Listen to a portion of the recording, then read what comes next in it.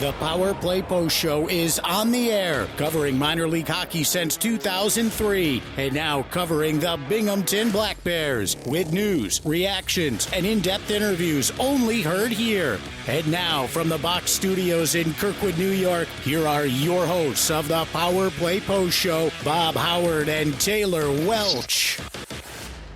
And hello, everybody. Welcome to another edition of the Power Play Post Show. This is the show for March 22nd, 2026. This is episode number 15, episode number 55, or this is season 15, episode number 55. And this is episode number 569 in the long-running podcast that is the Power Play Post Show. Hello, everyone.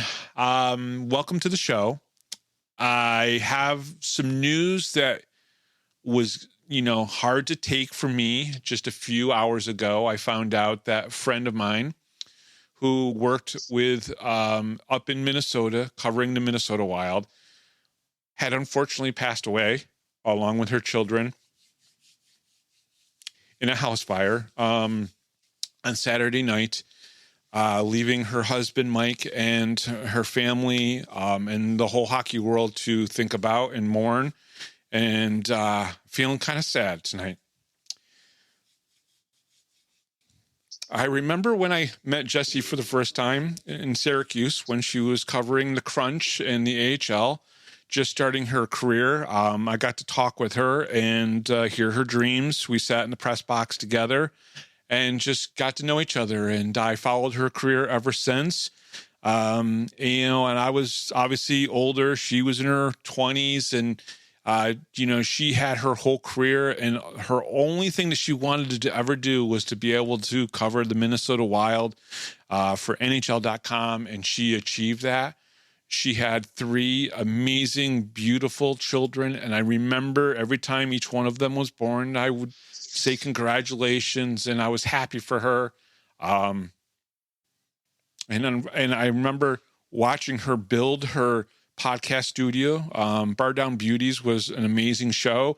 They covered the Minnesota Wild, so unfortunately I didn't watch it every single week, but there were times in clips I would go and check it out, especially if the Rangers were playing the Wild, which happened at least twice a year, thankfully for the scheduling in the NHL. And she was somebody who I helped encourage to do the things that she did, and talked to her a few times through Instagram, Instant Messenger, and just those, I will never forget her. I know a lot of you have probably seen the news, seen it, and I know I talked about it a little bit on Facebook, but I just could not believe when I heard this. This is the second time that a friend who was a writer and was working through the business and trying to cover hockey in the ways that they were doing. This is the second time I've lost somebody in a very tragic sense. In Colorado, a great hockey writer, Jessica, also lost her life in a mass shooting incident. And I went through that here on a podcast, talking about that and, being very upset about it. Someone who I had conversations with. But Jessi, she was so bubbly and so awesome and so amazing. And she was a great writer. She was a phenomenal podcast host. Being somebody who helped start this whole podcasting thing 20 some years ago, it matters to me when I see somebody go and kind of follow in my footsteps a little bit, especially after a couple conversations where she talked about doing pretty much anything and everything that she could in this, and she did. She did a lot of it on her own, and she worked hard through it. There are a lot of people who I respect in the NHL who have been talking about her today, and I think this is going to be a hard one for me to get through. But I want to dedicate this episode to Jessi, Hudson, Caden, and Avery. I know this is a hard thing for me, and I just want to start it off that way. So fans, if you are listening and you're wondering why Bob's in a kind of a weird place, there you go. Losing somebody is not always that easy, but I want to get through this, and we'll talk about the Sentinels and everything. And I know there's not much I don't know if Taylor knows what to say right now. I think that this is not an easy thing. And sometimes we put these things out there. We put ourselves out there. But I just want to say, Taylor, I'm just thankful that you're a part of the Power Play Post Show, as I was very grateful that I had Jason Wilcox for 9 years and Megan Reef for 2 years. But to have you a part of the show means a lot. You've brought a lot to the show over the past year. And it means a lot to me. I've watched you start writing and growing in the way you write and cover the sport of hockey, something that I love with every bone and matter in my body. And it makes me happy that you're a part of this now. Yeah, I don't think anybody is going to question, kind of where you're coming from. I think the people who kind of follow the show are just going to give you all of the support that they possibly can, because they truly care about what you're doing here. And as far as bringing me on, this is something that I probably never in a million years would have pictured ever happening for me. I didn't know much about hockey. There's still a lot that I don't know, and I ask you questions all the time, or ask other people all the time, and usually they're pretty silly questions, but if I don't ask them, I'll never know. But I've learned a lot in the past 2 years and year that I've been doing this with you, and it has been just so much fun. Usually every episode that you and I do, we're laughing our butts off, or we're making other people laugh, or I'm always getting messages about, how much people enjoyed the show, or, enjoyed the kind of side commentary kind of stuff. Sure. But, to kind of face some of the things that, because, I kind of started talking before recording about, just the stuff that's kind of gone on the past couple of months, even. It's been a really hard time. It's been a really hard year for people. So yeah. I don't think people are going to be disappointed that, this is kind of like the sappier side of the show, or they get to see this side of you. I think everyone's just going to kind of support you here, and, you're not alone, and you never will be. So one of the guests that are going to be on the show this week or today is Don Biggs. Now, why is Don such a big deal? He's going to play for Hockey for Hope this upcoming Saturday, which I can't wait. I'm going to be at the Hockey for Hope game, the charity game, on Saturday at the Visions Veterans Memorial Arena. It's a free event, folks. If you have the chance and the ability to go out and watch Bernie Nichols and Chris Bala, who played for the Binghamton Senators, Theo Fleury, Jerry D'Amico is going to be there, and of course Don Biggs. Now, Don Biggs was the first guest I ever had on this show, player-wise. Well, he was the first guest. I consider him the first guest that I've ever had on the show. And I recorded with him earlier today, and we were talking about some of the weirdest things. This was before I found out that Jessi had passed. And we talked about how the hockey world is such a small world. You could do a 6 degrees of Kevin Bacon in the hockey world, and you can connect to all these different people because of how small, even though the game has grown so much, and Jessi helped grow the game. She really did in Minnesota, and she got more people. She got more women to just watch the sport because of the way she covered it, which was so good, and her writing was so good that, it's such a small world. And for me here today, I was so happy to talk to Don again. I don't ever fanboy about anybody or anything. Like, I think there's only a few people in the world that I would fanboy over when it comes to hockey. Brian Leach, if I ever got to talk to him, one of the greatest defensemen, American-born defensemen to ever play in the NHL for the New York Rangers, I would probably fanboy over him. I'm sorry, I would be can I have a picture? Can I get an autograph? But I fanboy over Don Biggs. Greatest season ever in the American Hockey League, and he did it in 92-93 here for the Binghamton Rangers. And I said to him afterwards, I was so thankful. I think I said it on the air at the end of the interview, how thankful I was that he came back and came back onto the show, and that he was my first player guest. I mean, I had interviewed pro wrestlers before that, and so for me, it's weird emotions here on this day where I was so happy to have Don back on the show, and then so sad to see something so tragic happen to somebody who kind of was more important to people in Minnesota, more important to her family, more important to the Minnesota Wild and their fans, but important to me because there's a little bit of what she went through to get where she got. I walked the same path. I saw that as well, step by step of what she did, and I was very proud of her. And this is a hard one for me, but to have Don Biggs on the show, 2005 when he got inducted into the Binghamton Hockey Hall of Fame, and now have him on the show to talk about Hockey for Hope. And I want people to really consider going to the Hockey for Hope. It's a free thing. I'm going to go. I'm going to buy one of the hoodies. Hopefully they still have them when I get there. But I want to get a hoodie there. All right. Take a deep breath. I'm taking a deep breath, and we're going to get through this one. I'm going to get through this one. But I wanted to kind of just start off with that.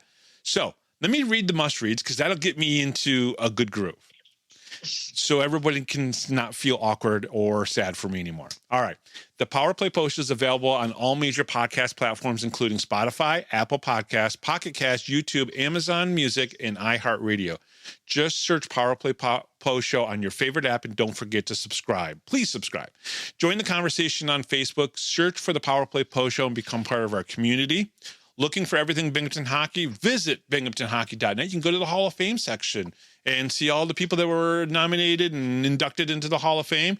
Your go-to source for stats, history, and all things Binghamton Hockey. And coming up on this edition of the Power Play Post Show, 6 more questions with Black Bears netminder Brandon Shantz. I hope everyone enjoyed the interview with Brandon. That boy could talk just like me. Pretty awesome. And Binghamton Hockey Hall of Famer, former Binghamton Rangers forward, and probably one of my favorites, as I've already kind of talked about, Don Biggs will be on the show. And quite frankly, the Don Biggs should be a familiar voice for everybody if you're listening to the show, because you hear him on the show. Yeah. Every week. Every week you will hear, hi, this is Don Biggs from the 92-93 Binghamton Rangers, and you're listening to the Power Play. Yes, I had him record that many, many years ago, and that has been on almost every single edition of the Power Play Post Show since he recorded it. That's how important he was to me. All right, Power Play Post Show fans, do us a quick favor. If you're watching on YouTube, hit the like button, subscribe to the channel, and ring that notification bell so you never miss an episode of the show. And if you're listening on Spotify, make sure you're following the podcast and leave us a rating. It's completely free to do. It takes 2 seconds, and it tells YouTube and Spotify to push the show out to more Binghamton Black Bear fans and more hockey fans just like you. Drop a comment too. We read them and we love hearing from you. Okay, so one of the things that I want to do before we get into the actual meat and the potatoes of the games, and I don't want to call out the Indiana Sentinels as an organization, but this is still something that I have to say. These games were so hard to watch. They were so hard to watch on TV. There was a one-camera position. Now, the night before on Thursday night, I watched the Indiana Sentinels and the Port Huron Prowlers game. I did watch the Prowlers feed with Will Wiggleman. I love Will to death. He is one of my favorite people in the FPHL. So I did watch his broadcast, and he knows I watched his broadcast. I sent him a message saying I watched his broadcast, and he hearted it. But Taylor, and I know you have some of the same feelings as I do, the one camera angle down there by the glass was very difficult to watch the game. Now, neutral, center ice, right in the middle, easy peasy lemon squeezy to watch. When they were panned over to either the right or to the left to look at the goals, it was very difficult. I had to actually stand up and go to my TV screen to watch some of that play because it was so difficult. And I'm not trying to pick on the Indiana Sentinels, but also both games, they were correcting assists after the fact, after the game ended, after when people like me are trying to write a game story and put a game story up and get that up, and then we have to go through and make corrections. Folks, if you just can't do it right the first time, if you can't find hockey-minded people that can go in there who understand the game, who can take a simple, all right, number 5 scored, number 17 assisted, and number 19 assisted. If you can't do that, If you can't find those people and enter it into a computer system, just get out of the business, please. Please. It's very difficult. I know I covered the AHL for 11 years, and I've said this multiple times, and I know it's a beating a dead horse, but my God, it was difficult to cover these games this weekend and have to deal with those inconsistencies, number one, on the stat keeping process, but also the watching the game was just very hard to do. Your thoughts on watching that game? Yeah, I agree with you. We watched the Port Huron game as well, also from the Port Huron side. Right. And the positive there was that, they have their own camera guy that does like the replays and stuff. So you were able to kind of get different viewpoints here and there when they were doing the replays, which it broke up that one view, and I think it helped. Thank you. Yes. But yeah, the viewpoint, it's an awkward angle, because if they're on the other side, like where the bench or where the teams sit, the netting is like right there. It's so awkward. It's hard to it is. It's so hard to figure out who's on the ice. And apparently it's even hard for them to figure out who's on the ice, because some of the penalties didn't even match up, at least in Saturday's game. Friday's game. And we can talk about this, right? Number 26 was Noah Hippolyte Smith. Thank you very much. And he gets an inciting an opponent. He wasn't even on the ice. Now, the only thing you could think of was well, maybe he did it while he was on the bench, right? Yeah, they were down at the Black Bears end of the ice. It made no sense. It was very confusing for me, because I'm trying to put together this graph and write this paragraph on why I think Scott Romaker should be an impact player. And I'm watching the video because I take it, I screen record it, and then I zoom in and I very slowly watch it all the way through so that I can pick up the numbers and stuff. And I'm watching it through, and I was like, before everything started, you see Colarusso, at the face-off. He looks over at our bench. I don't know if somebody said something to him or if he just looked over to see his old teammate. I don't know. But he looks over at our bench, the puck drops, and then all of a sudden he's hitting Ramakers in the face. He's holding the stick with his legs, and then he's not doing anything. Ramakers is like trying to fight him almost, and he's not doing anything. And then now I can't think of what his name is. He got the goal. What was? Thomas. Yeah, I can see we're both messing up now. What is his name? Thomasak. Yeah, Philippe's He Thomasak. came in, and then Tortorella comes in. Yeah. There no Hippolyte Smith, but yet he got inciting an opponent, and it was so hard for me because do I write what the league has on the site, or do I just go with my own instinct? And quite frankly, I've been going with my own instinct because I see it on the video. There's literally video proof of what I'm talking about. Now, the only thing I could think of is that maybe for some reason Hippolyte Smith had a different number jersey. And this is another gripe I have is, we saw this with the HC Venom. I don't want to bring up something that's going to traumatize Taylor, but this drove her freaking bonkers last year with the Venom never having the right numbers and nameplates. And even this year, there were a couple teams this year, right, where you complained about the nameplates not being on there. Listen, even some of the numbers sometimes, because as players get traded and stuff, they'll have, similar numbers, or like they might have been 17 on one team, but they get traded to another team. Well, they already have a 17. Yep. So they have to switch numbers, but then on the game sheet, they're still the same old numbers. Now you're like, what? Yeah. That it absolutely drives me nuts. And it makes it tough to try to cover and to write about these games when you are going to say something that's wrong because you're not there. We weren't in Columbus, Indiana. We can't travel to every single game. If there is a sponsor out there that wants to, throw us $100,000 each to be able to stop working the jobs that we're working and go cover the Black Bears at every single road game, fine. Send us those two checks, and we will certainly do that, and we will try to get the even better information out there. But I have a feeling we'd still screw it up because the league screws it up. The teams screw it up. It doesn't happen in Binghamton. There is a process in place in Binghamton for almost every single thing that happens during a hockey game. and that's great. And it doesn't happen in a lot of the other cities. But unfortunately, there's still a few cities that these growing pains are so very difficult. And there's got to be hockey-minded people there that could do it better than how they're doing it now.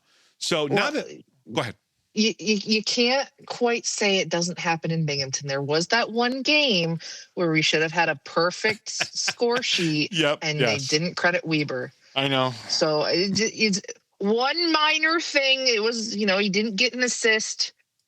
But, the amount of scoring that happened in that game, I'll let it slide. But get actual penalties wrong was kind of weird to me. It didn't make sense. Especially this badly. We saw this in Watertown, and I kind of flipped my head flipped on that one. And I kind of probably would be going ballistic now if it wasn't for other emotions that are going on in my brain right now.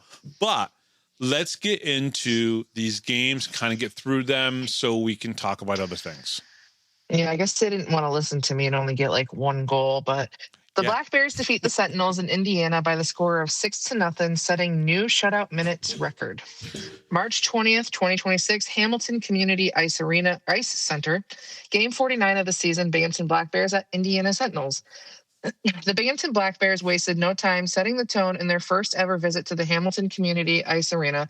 Just 29 seconds into the game, CJ Stubbs opened the scoring in dramatic fashion after taking a spill near the goal line. Stubbs quickly recovered, slid into the bumper position, and buried his 37th goal of the season to give Binghamton an early 1-0 lead. Ivan Bondarenko and Tyson Kirkby picked up the assist on the play. The Sentinels had a chance to respond when Christers Bormanis, which is a name that you will not see on Saturday's game, was called for hooking at the 3:49 mark, but the Black Bears couldn't extend their lead on the power play. Indiana's best opportunity came late in the period. At 15:27, Scott Ramakers was assessed a holding penalty after impeding Corey Cunningham on developing odd man rush, resulting in a penalty shot. Cunningham attempted to beat Dominic Tomei 5-hole, but the Black Bears netminder stood tall, shutting the door to preserve the lead. Yeah, and here's another strange thing that kind of happens in stat keeping, but this is completely normal. Taylor sent me a message after the game and said, wait a second here. It says 21 saves in this part, but it's only 20 saves here. Now, during the regular process of the game, he saved 20 shots, and then he saved one penalty shot. And that comes around in the same fashion as the shootout shots, right? You could go through 7 rounds of shootouts. He's technically seeing 7 shots, but only one goal is credited against him if he gave up, say, 2 goals in the shootout. Only 1 goal would be credited against him if he lost, and only 1 shot on goal. It's just an anomaly in hockey when it comes to that, but it was just something funny that I remember you saying, what's going on here? He's got 21 and then 20. Doesn't make any sense, but because I'll be completely honest, I forgot about the whole penalty shot. Yeah, completely blanked on it.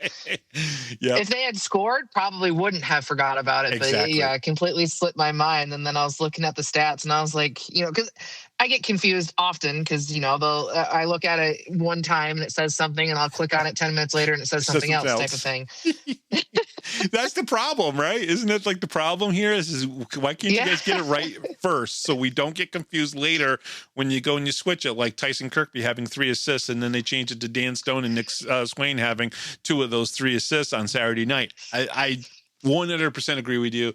I'm all for that. But that's the struggles of being a third world nation hockey league. And that's really what it comes down to. Unfortunately. All right. Scratches in the game was Mac Jansen, who was serving his first game of his 2-game suspension. Sam Holy. He was spending it very wisely in the streets of Binghamton. I don't know. I don't know Jeremy saw him the one day. He saw him on Friday when he was working. Because Jeremy does the downtown Binghamton run. Yeah. And so he was doing one of his stops, and he goes, I saw Jansen. He's like, I was going to say hi to him, but he ended up talking to some dude, and he's like, he spent 10 minutes talking to the guy, and he's like, I gave up. Fair enough.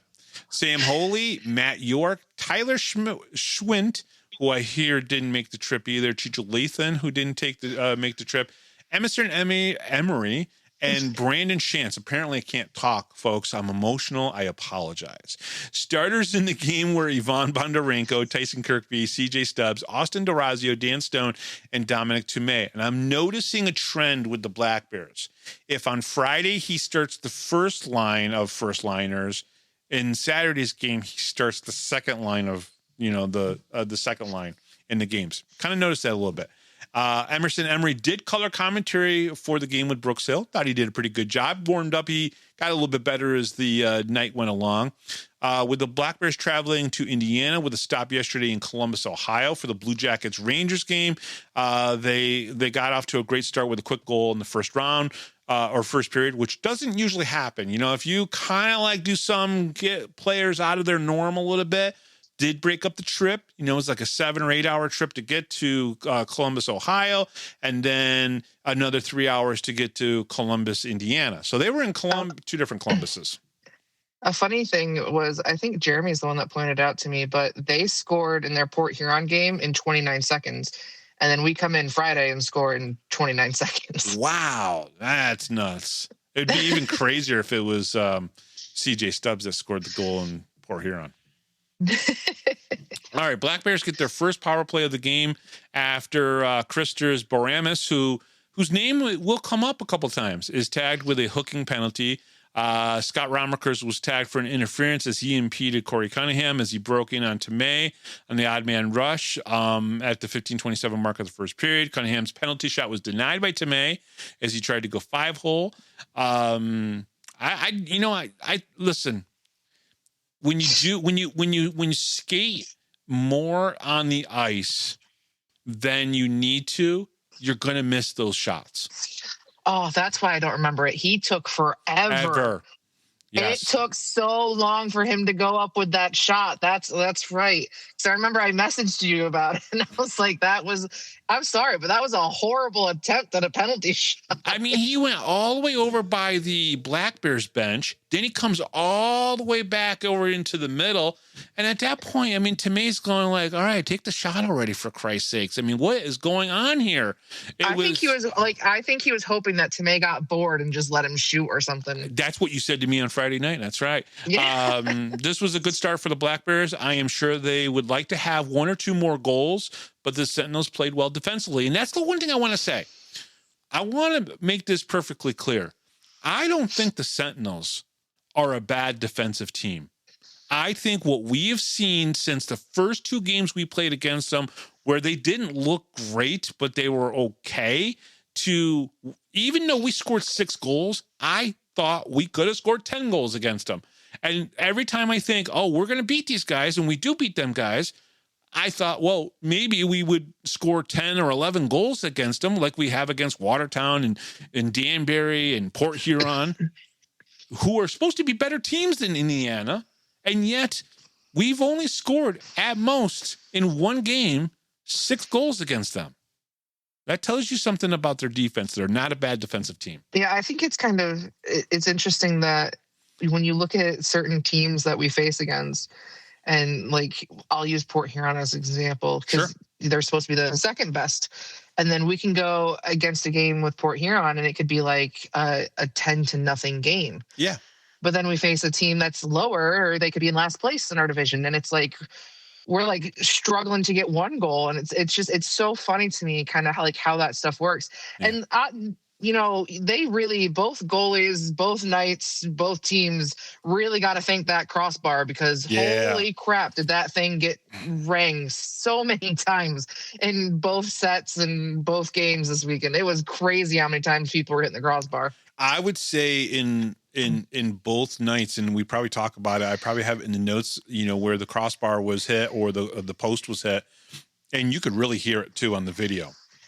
Like when it hit the post, which is the up and down parts of the goal, which always makes a different sound than when you hit the crossbar. It's 2 different sounds for sure. I'm pretty sure it's the same type of metal. I think it's just the way the way it's up and down in the air that's probably inside of it. I don't know why it makes a different sound, but crossbar always sounds different than the post. But you could hear it loud on the broadcast. Yeah, definitely have good acoustics in that barn. I'll give them that. Yeah. Power play opportunities. Binghamton was 0 for 1. Indiana was 0 for 0. No opportunities for them. Shots on goal was Binghamton 13. Indiana, it was only 6. Let's go into the second period. The Black Bears blew the game open in the middle frame, using sustained pressure and timely scoring to take full control. After coming up empty on their third power play opportunity, Binghamton broke through at the 6:50 mark as Nick Swain found the back of the net for his first of the night, finishing off a setup from Gavin Yates to make it 2-0. Swain wasn't done. Just over 3 minutes later at 10:13, he struck again, this time finishing a beautiful feed from Dan Stone, with Yates picking up his second assist of the period. The tally pushed the Black Bears lead to 3-0 and continued a dominant stretch of offensive zone time. Indiana struggled to stay disciplined, with Christers Bormanis, once again, taking two. Christers Bormanis, I know. Really get used to his name during this game. Okay. Taking 2 separate penalties, hooking and kneeing earlier in the period, putting the Sentinels on their heels for much of the frame. Late in the period, the Black Bears capitalized on another opportunity, with Richard Colarusso in the box for high sticking. Ivan Bondarenko buried a power play goal at the 18:14 mark, finishing a play set up by CJ Stubbs and Scott Romakers to extend the lead 4-0. Yeah, I mean, that was more the period of what we thought we were gonna see in the first, right, Taylor? That's right. Yeah, I mean, that's really what it comes down to. Nick Swain was on fire with in the second period, getting 2 goals. Dominic Tomei played well and has not given up a goal yet since the 4:10 mark of the second period of the March 6th game in Watertown. McCallum and Brandon Shantz have played 2 of the 4 games since that mark. The Black Bears now have a running total of 179 minutes and 17 seconds through the second period of shutout hockey. Okay, folks, this doesn't happen that often. Going 3 straight games, which they're going to do at the end of this game, is a long time to have shutout hockey. The last goal they gave up was in the third period against the Watertown Wolves on March 7th in the third period at the 43-second mark, a goal by Darian Benchik. This is the running record for the shutout mark minute streak. We'll talk about that more later on in the broadcast. Great period for the Black Bears, controlled the pace of the play and no penalties through 40 minutes of play, which is something I like to see. Power play opportunities, Binghamton was 1 for 3, and Indiana still did not have a power play opportunity. Shots on goal, Binghamton 19, Indiana 6, for a total of 32 for Binghamton and 12 for Indiana. Taylor, your thoughts on, as we're going through the first 40 minutes of this game, we could have another shutout, right? And then that would be 3 in a row. And that's just insane that that's a possibility, especially because it wasn't against 2 weaker teams the weekend before. It was against 2, what would be considered better teams than Indiana. Yeah, I was definitely hoping for the shutout, just because, as we're talking about this running time and just the amount of space that it's been since somebody scored on us. And even on the other side of that, I was hoping for either a ton of goals so they could, hit their mark of last season where they had 23 unanswered goals. I was kind of hoping for that same type of thing to happen. But on the other end, I don't think about shutouts because, I'm superstitious, unlike you. And I, saying that word is just something I can't do until that final buzzer goes off in that third period. But yeah, I was definitely, kind of watching, especially after the first period, because the first period was rather, after that first goal, you're kind of comfortable there. At least they're up 1-0. So you can kind of breathe a little bit. You're not too worried if they do score because you have, 40 more minutes. And once they started to open up in that second period and they controlled a lot of the game, I was pretty much in my head like, it's over. Like there's no chance. If they can come into the third period and control the way that they control the second period, the Sentinels have no chance. Yeah, and I think that's a good assessment of the first 40 minutes and going into the third period. Let's talk about the third period. The Black Bears left no doubt in the final frame, putting the finishing touches on a dominant performance. Just 1:06 into the period, Nick Swain completed the hat trick, finishing off a play from Gavin Yates and Dan Stone to extend the lead 5-0. Swain's third goal of the night capped off an outstanding offensive showing and continued Binghamton's relentless attack. Moments later, the Black Bears capitalized on the power play once again with Christers Bormanis, shocker, In the box for elbowing, Tyson Kirkby buried his 20th goal of the season at 5:49, converting a setup from Ivan Bondarenko and Scott Romakers to make it 6-0. The remainder of the period featured a more physical tone, highlighted by matching fighting majors between Kyle Steffen and Seth Bacon, the 9:57 mark. Additionally, penalties on both sides, including roughing, interference, and a bench minor for abusive officials against Indiana, slowed the pace but did little to shift the momentum. Yeah, what's interesting is that abusive officials by Everett Thompson got him fined and suspended for the next night. So he wasn't on the bench. Cam Yarwood, the former Binghamton Black Bears defenseman, was actually on the bench in Saturday's game. So that was kind of interesting.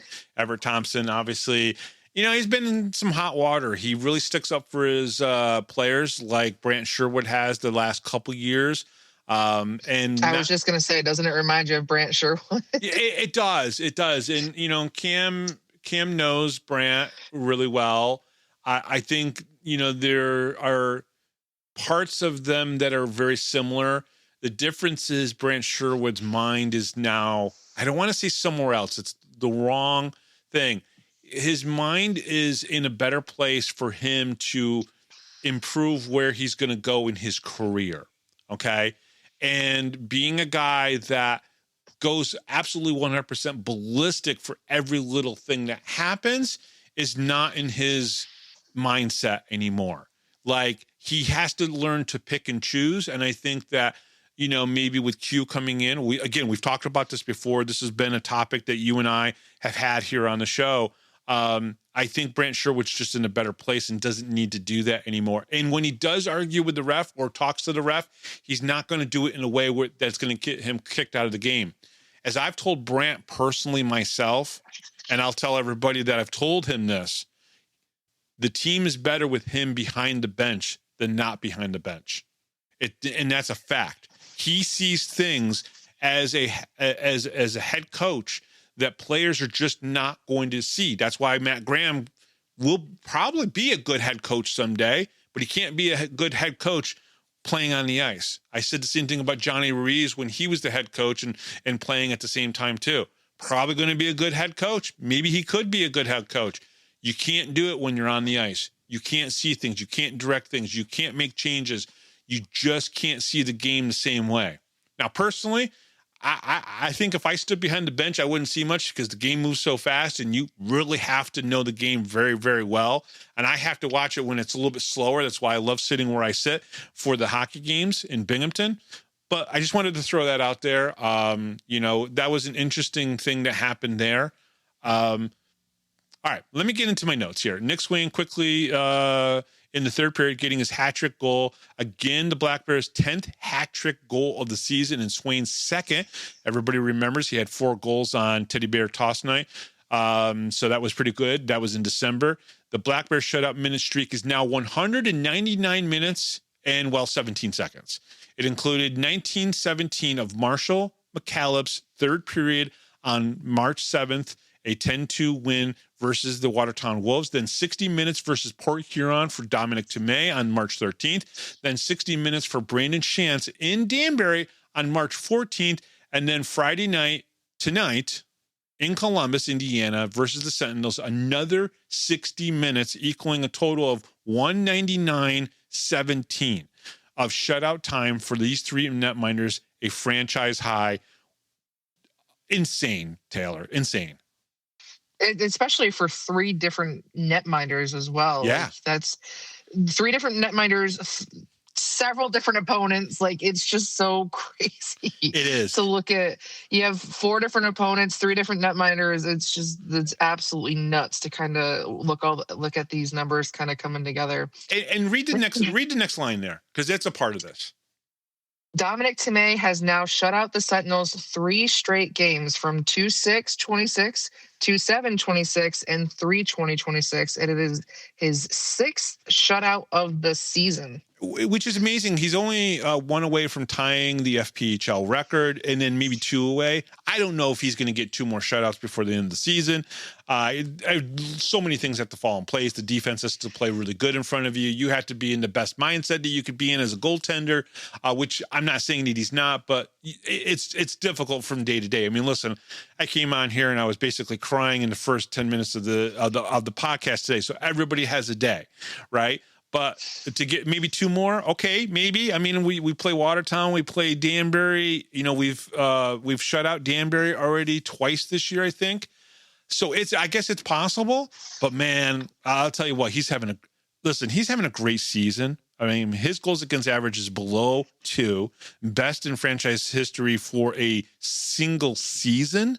Number one, even Connor McAnanama did not have a season like this. Now he's had a crazy, amazing, awesome playoffs where his numbers are redonkulous, which I don't even think Dominic Tomei is going to have, because the teams that we play against get better and better.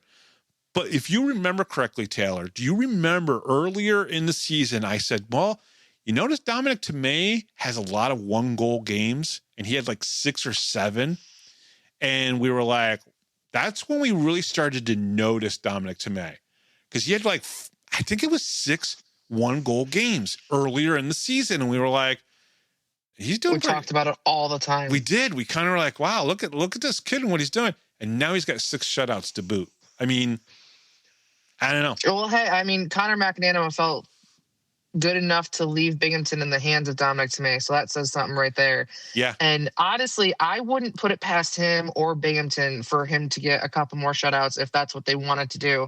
Because it seems like, their one goal for this year was to hit 50 wins. And when that became unavailable, they just started breaking every other record they possibly could that they can think of, it seems like. Yeah. Like they're like, oh, this is something we did in the first season that we had where, the Black Bears were established and none of us were here. We're just going to start slashing records, and we're going to, they're putting their names at the top of every list. All season long, they've been at the top of everything. And it's so crazy to kind of see how this team has been put together. And I think this kind of jumps back to what you were talking about with Everett kind of losing it on the bench and stuff. And it reminds you kind of Brant. I think that's kind of the distinction there is Brant has done this for several years now where he's created a championship team. And yeah, if you do go back a couple of years, he was the guy losing it on the bench and getting suspended or getting fined or getting tossed out of games or tossed out of arenas for whatever. And, he really helped create the rivalries that, people are afraid to go to Danbury still. Yeah. But to kind of look at what he's done and kind of how not only Binghamton has grown, but has Brant has grown and, just kind of all the steps that they've made, that's what some of these other people are missing because they're, as you said, they're either the player and the coach. So they can't do all that growing up. They're still in the mindset of being a player, which you can't do that and coach at the same time. I'm sorry. You cannot do that because you can't take your emotion out of the game enough to be able to coach in a way that's going to be effective enough to put your team forward. It's just, in my mind, it's not something that can happen.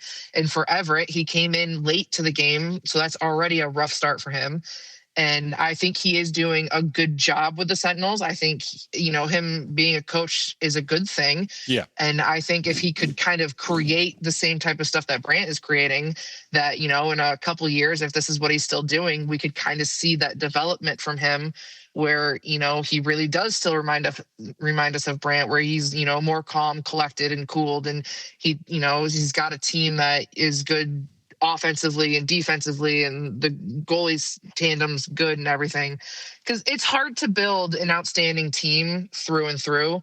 And Brant he knows exactly what he's doing. And that is something that a lot of the other teams, I think, struggle with. I think you can create good offense and defense and goaltending, but for other teams to get all three of those things correct right out of the bat, which is something Brant has been able to do, it's a struggle. Yeah. I 100% agree. Great assessment there. Let's see here. The Black Bears win their 42nd game of the season on Friday night with 7 games left in the regular season. They now have outscored the Sentinels. I had it wrong in the outline. It's actually 26-2. The two teams will meet again on Saturday night, which we'll talk about after our interviews, again in Columbus. Power play opportunities was Binghamton 1 for 1 in the third period. Now, Indiana did finally get some power play opportunities in the third period. Obviously, they didn't score on them, so they were 0 for 3. Shots on goal, Binghamton 17, Indiana 8. And just look at this number here, and I've said this multiple times. You either need to match what Binghamton does on the shot on goal totals, or you need to lower what Binghamton does to have a chance to win against them. It was Binghamton 51 and Indiana 20 shots on goal. And Taylor, I've talked about this multiple times. You just cannot beat Binghamton shooting sometimes 20 and even less than that. Yeah, if you just showed me this number and you said Binghamton took 51 shots and Indiana took 20, and you asked me who won that game, it's going to be Binghamton 100% without knowing any other information. True. It's just if Binghamton's hitting the 50 mark in shots on goal, they're controlling the game. And if they're controlling the game, you have no chance. That's the way it is for me. Like, that's the one thing that, like, that's the difference between like Friday and Saturday to me, was in Saturday's game. And I think this is why you saw, the temper flare and that kind of stuff happening, is because the Sentinels controlled more of the pace on Saturday than they did Friday. Mm-hmm. And I think it slowed Binghamton down, but obviously it just didn't do it enough. Totally agree with you. All right, let's wrap this one up in a bowl so we can get to our interviews for this show. Dominic Tomei shuts out the Sentinels for the third time. Black Bears win 6-0. Nick Swain scored his 14th, 15th, and 16th goals, scoring his second hat trick of the season, and the Black Bears' 10th hat trick. Ivan Bondarenko scored his 17th goal of the season and assisted on another goal for a 2-point night. CJ Stubbs scored his 37th goal of the season and assisted on one goal for a 2-point night. Tyson Kirkby scored his 20th goal of the season and assisted on another goal for a 2-point night. Gavin Yates assisted on 3 goals in the game for a 3-point night. Dan Stone assisted on 2 goals. Scott Romakers assisted on 2 goals. Dominic Tomei saved 20 of 20 shots on goal for his 6th shutout of the season, improving his record to 25-2-1. The Black Bears are now on a 199-minute shutout streak.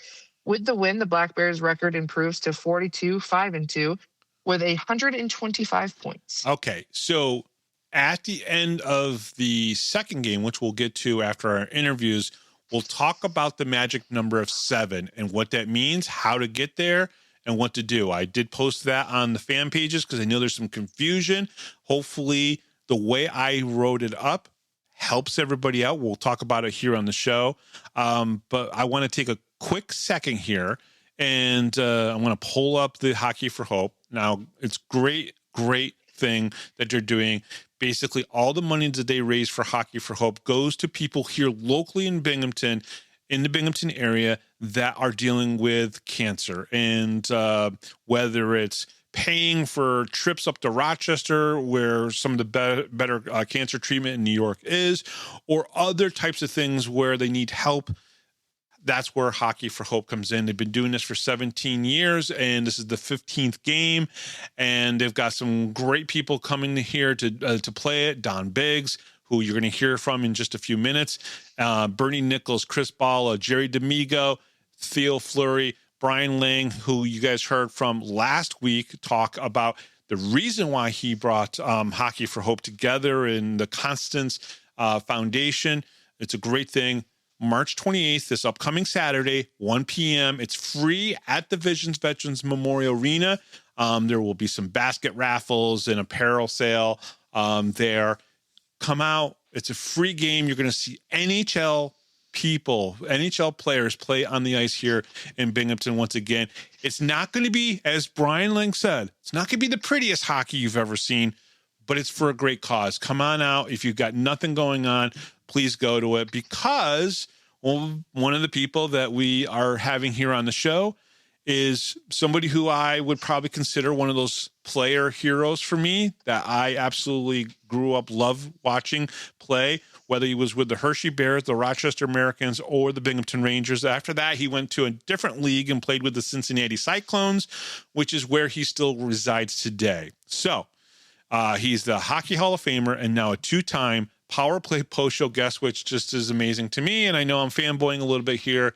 Playing for Hockey for Hope this March 28th from the Binghamton Black Bears, or the Binghamton Black Bears, the Binghamton Rangers 92-93 season. Don Biggs. We'll be right back right after this, right here on the Power Play Post Show. Hi, this is Don Biggs from the 92-93 Binghamton Rangers. Hi, this is Brandon Shantz. This is Grady Wittenberg, the voice of the Binghamton Senators, and you're listening to the Power Play Post Show.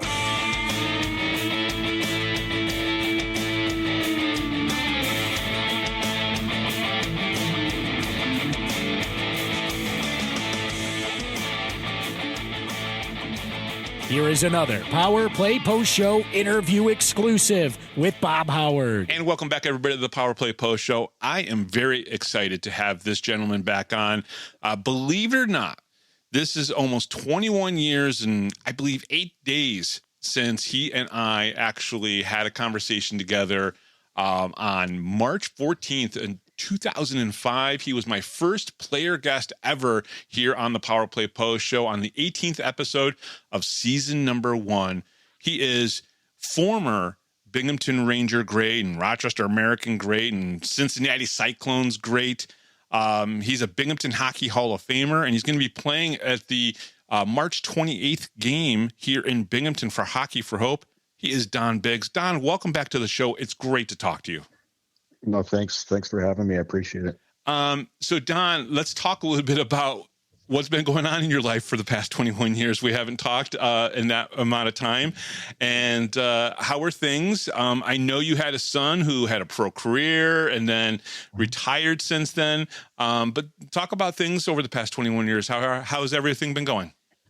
Good. I mean, everybody is healthy. We're very fortunate with our 3 children. They're all married now, and we've been blessed with 7 grandchildren. So that keeps us very busy. But yeah, I mean, I transitioned into the business world after I had retired from hockey, and things have gone extremely well. And so yeah, we're very fortunate.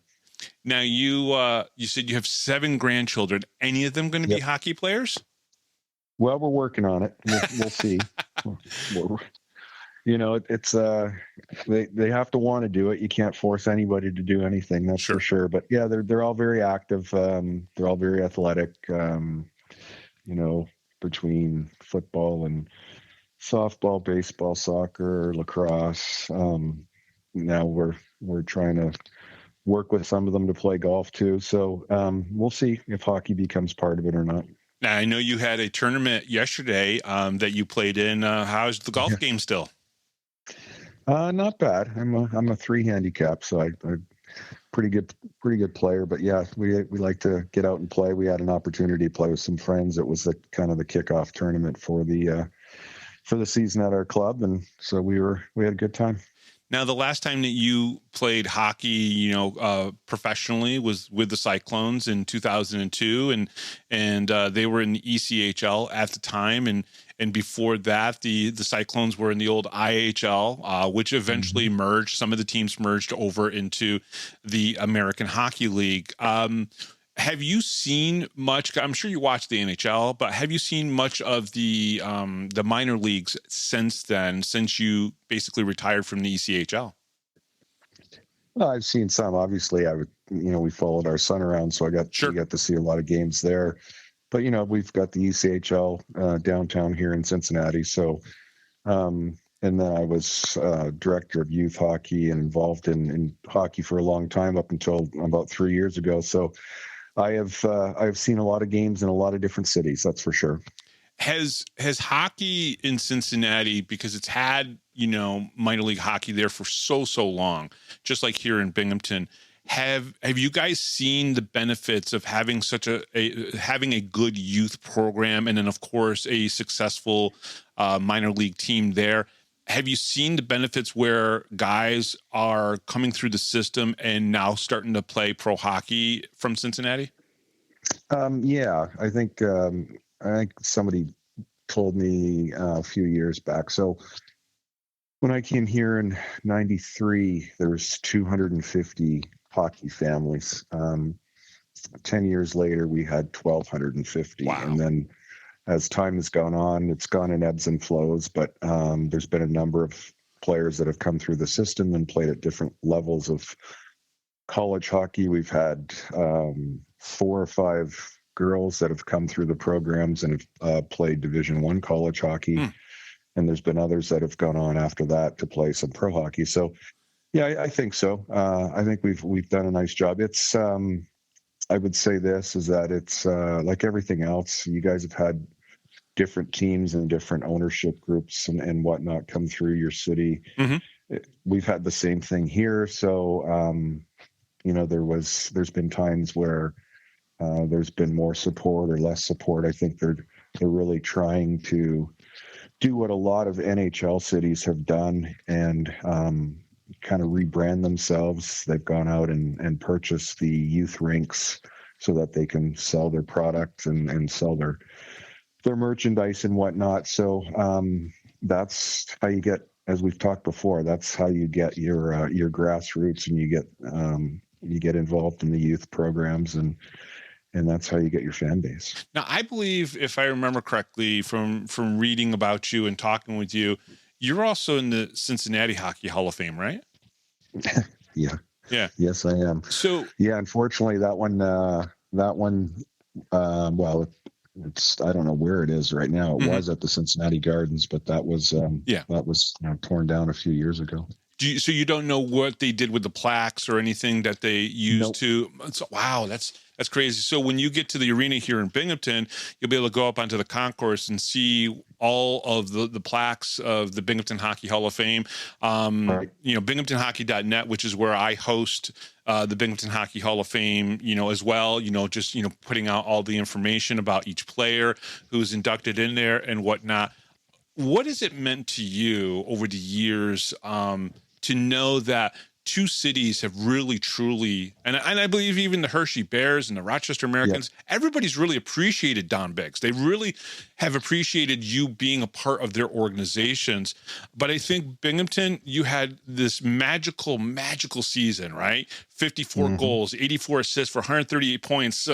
Still tops. I mean, I don't think anybody's going to beat that. You did that in 74 games. They don't even play 74 games. I don't think it's either 74 or 76 now in the American Hockey League. No one's going to touch it. You've had these great moments, but Cincinnati became your home. Binghamton is where this beautiful glory was. Probably a season where we all wanted you guys to win the championship, and really kind of wish you guys would have. But what's it meant for you to know that there have been really two big cities, Cincinnati and Binghamton in your career that have met, that you mean so much to those two cities? Well, I think I was very fortunate. I mean, great cities to play in, great fan base, very knowledgeable hockey people, great ownership groups. And, as a player, that's not what you perform for. You go out because you want to win, you want to get to the next level, you want to do all those things. But the reality is I was very fortunate, and I had some great teammates, and during that time frame in my career, I was able to put up some numbers that, as you mentioned, are pretty special. And when you do that, certainly there's opportunities to be inducted into Hall of Fames and whatnot, but certainly it's not what you think about when you start to play hockey and you get a chance to turn professional and play as long as I did. But it's great because the journey was fantastic along the way, and we got to be in those cities and raise our family and be part of some really special things. Now, Binghamton has kind of moved away from the American Hockey League. Sometimes cities maybe are outgrown, so to speak, in the business model that is the American Hockey League. And right now they have single-A hockey here. But single-A hockey has kind of grown a little bit differently over the past, I would say, 15 years. Right now there's the Southern Professional Hockey League, or the SPHL, and the FPHL, which is what's here in Binghamton. And both leagues are kind of single A, and they're kind of growing in certain areas in a very good way.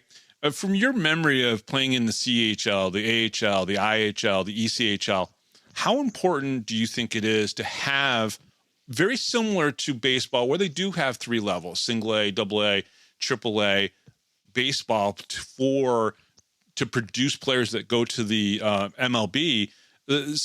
something that is very similar to that. Maybe no one from single A hockey might not make it, except for maybe a goaltender or some coaching staff.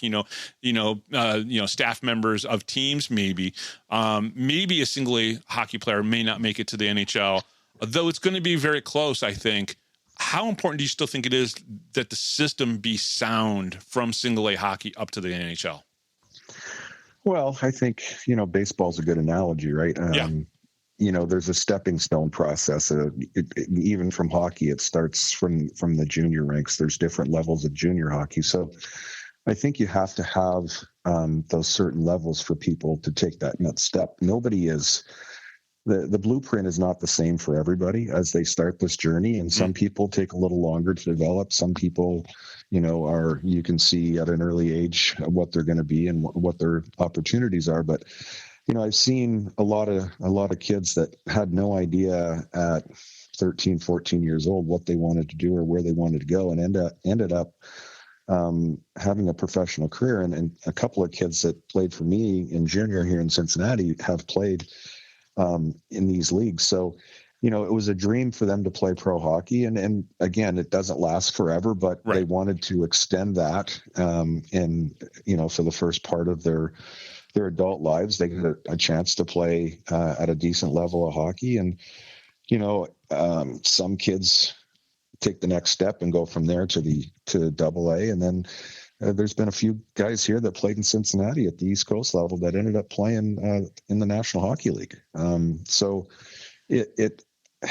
again, the journey is different for everybody. And I think without it, you're going to eliminate a lot of people. It's not as easy today to play over in Europe as it has been in the past. So I think having opportunities over here in North America is a good thing. Plus the other part of it, as we continue to grow the game in the U.S., there's markets that, like you have there in Binghamton. Now there's markets that are ready for pro hockey, whatever level that it's at. And, again, it's a business. We're in the entertainment business per se. And if you have a good product and you've got some good players, then people are excited to see it. And again, you're selling the game of hockey, and that's what we do. No, it's very true. So on March 28th, you're going to be back at the arena. Back then, we called it the Broome County Veterans Memorial Arena. Now it's the Visions Veterans Memorial Arena, because everybody's got to sell the naming rights, right? And it's been a while since you've been on Binghamton ice, either as a player and or just getting inducted into the Binghamton Hockey Hall of Fame. When you were asked to do it, what was your first thought? It was a no-brainer. Actually, this is kind of a fun story. Last year, my wife and I were in Phoenix for the PGA Tour event, the Phoenix Open, and we were at a restaurant, and somebody came out and served us and mentioned that one of the managers was a hockey fan, once from Binghamton.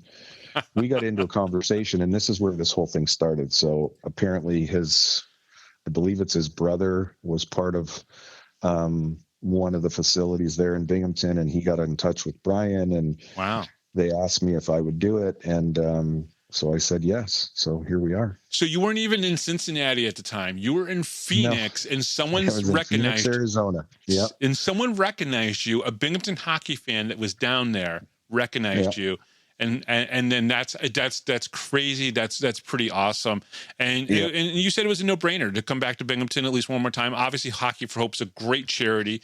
What Brian Lang does to put this on for the past 15, 16, 17 years is pretty amazing. So no-brainer for you, because when the conversation he and I had was generally if you don't know somebody who's been affected by cancer, or you haven't been affected by cancer yourself, you're lucky.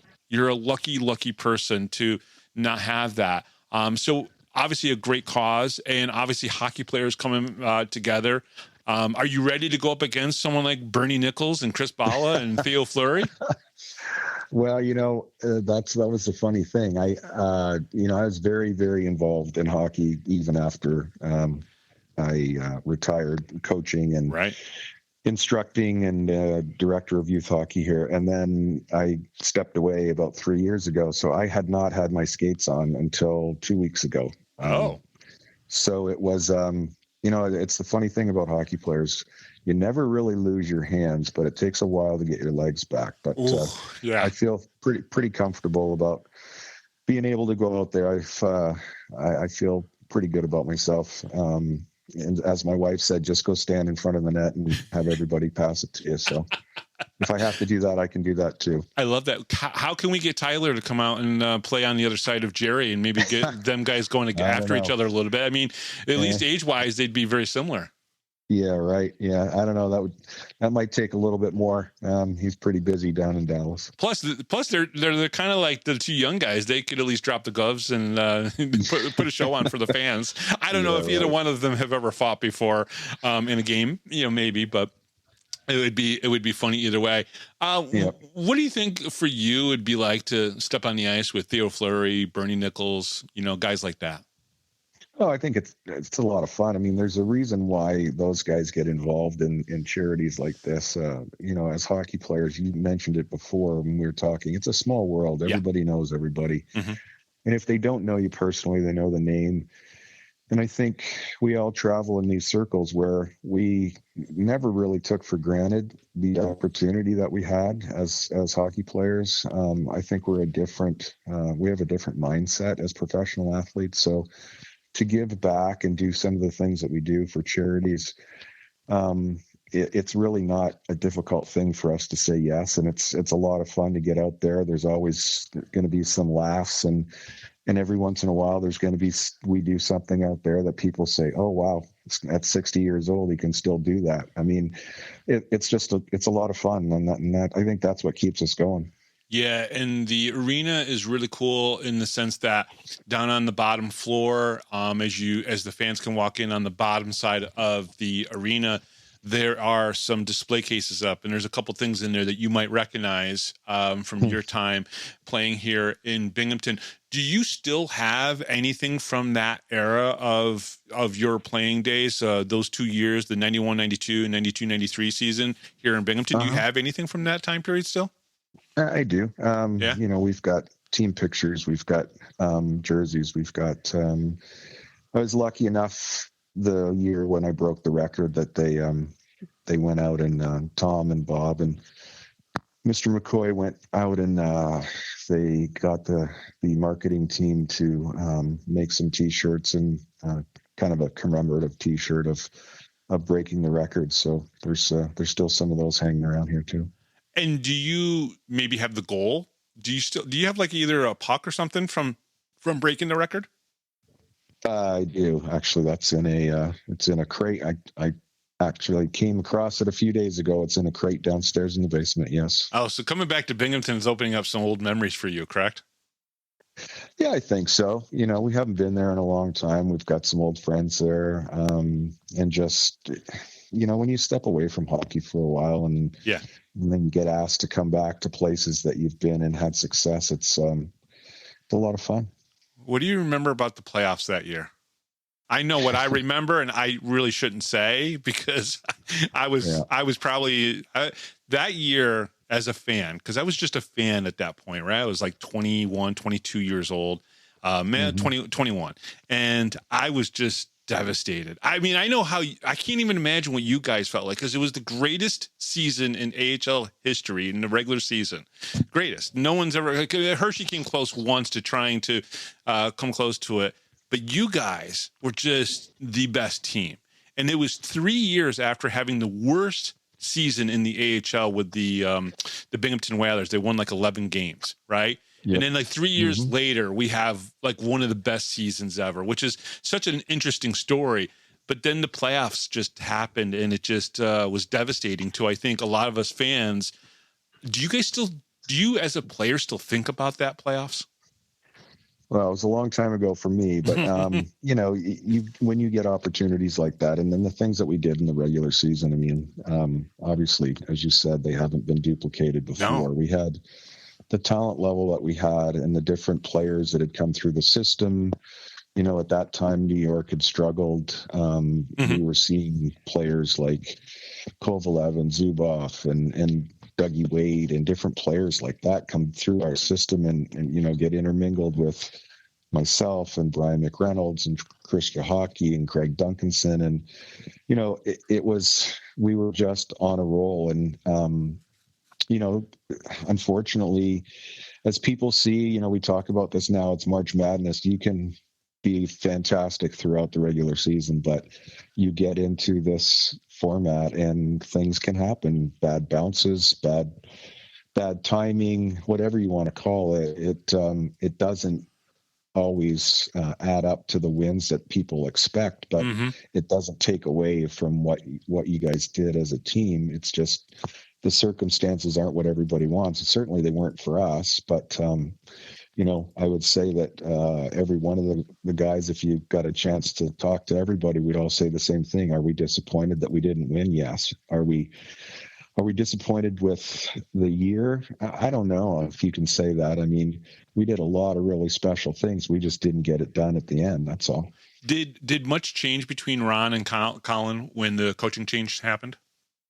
I don't know. I think that was a tough situation in just the sense that, Coley came in, wasn't very familiar with a lot of us.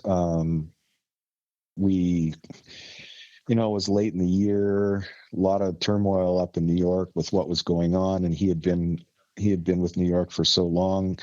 I think it's a difficult spot for anybody to be in. But I mean, at the end of the day, you go to Game 7 and it just didn't bounce our way. If we get a bounce going the other way, maybe we're having a totally different conversation. No, that's true. And realistically, the Binghamton Rangers did what they were supposed to do in that 92-93 season because they got players ready to go win the Cup in the Stanley the next year.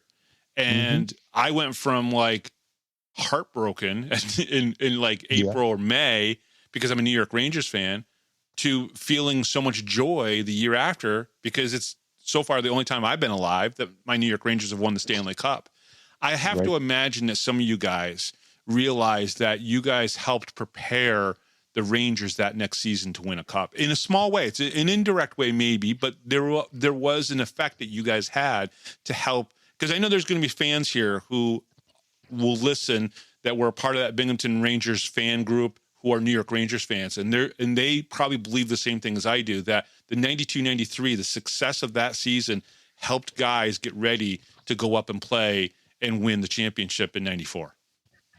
Well, isn't that what being part of an American Hockey League team is yes, whatever the makeup is. And, I think Bobby Clark years ago said it, there was a formula back then, it was 7, 7, and 7 is, you had 7 core guys, you had 7 prospects, and you had 7 guys that could play up and down within the organization.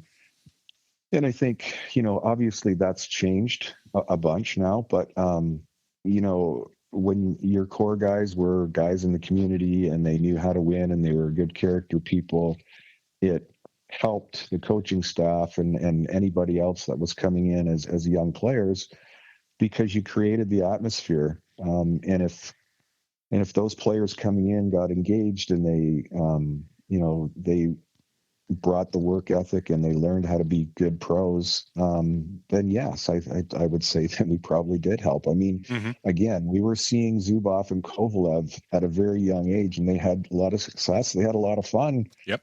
I mean, they certainly were ready the next year when they had to go against New Jersey in the playoffs and everybody else. And, you saw what the results were.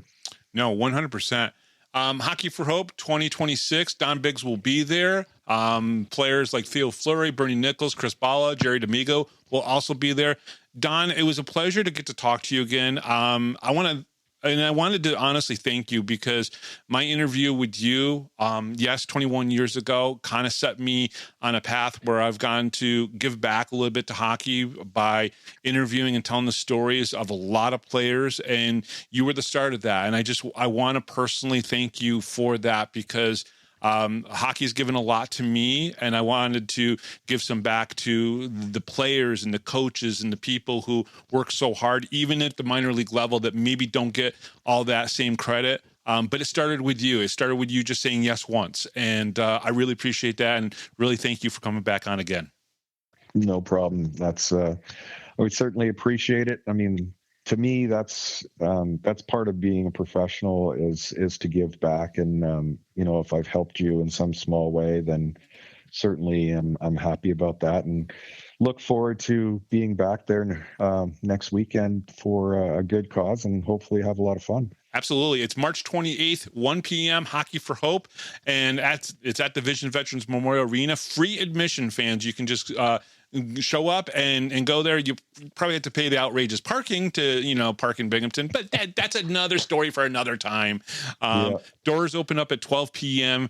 Fans, come on out and see Chris Balla, Bernie Nichols, Theo Fleury, Jerry D'Amigo, and of course, Don Biggs. Thank you so much, Don, for coming on the show. Very welcome. Thank you. And we'll be right back right after this, right here on the Power Play Post Show.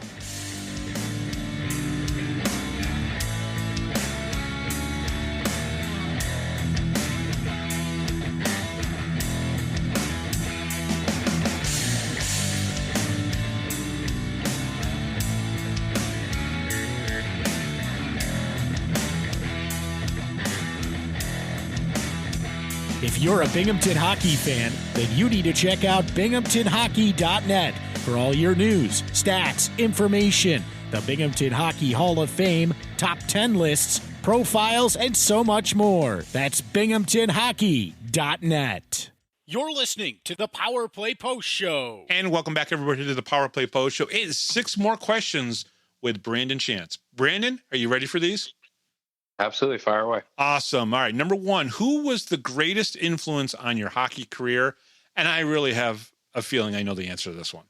Yeah, no, absolutely. I probably talked about him enough, but probably my dad, just teaching me the game from a young age. And, I think that he knows the game as well as anybody that I've met. So that was definitely great to have.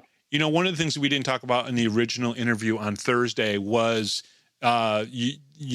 he was a diehard Edmonton Oilers fan, and you kind of grew up probably watching games with him, Oilers games. How important was that for your hockey education as well, as you guys both watched the Oilers together when you were young? Yeah, no, for sure. It was strong. The Oilers back in those days, unfortunately, were in the dark days, were last place in the league. And many times I asked him, why do we keep cheering for the team that lose? And he'd always answered, because that's what you do when you're a fan. And, now they're lucky to have some good players, and they're a pretty good team. But, that's something that I tell kids when I'm coaching them as well is, nowadays with TikTok and Instagram, all kids nowadays really watch is highlights. So all they see is the toe drag play, the nice goal, the big save. But when you sit down and you learn how to actually watch the game in its entirety, you see all the little plays, you see the hockey IQ, you see a lot of things. So that's something I still do tonight, every day. I try to watch some games, and, you really learn how the puck moves. You learn, where plays are made, and it helps you really understand the game.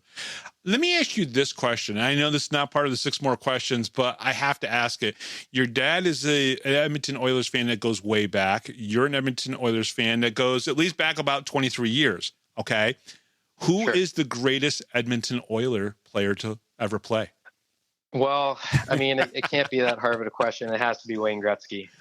His nickname's the Great One. And so I think Connor McDavid, who's, in my opinion, the best player in the world and has been for a very long time. I think skill-wise, he has the ability to eventually eclipse that. But, I mean, you can't replace what Wayne Gretzky did. So right now, it is still Gretzky for now.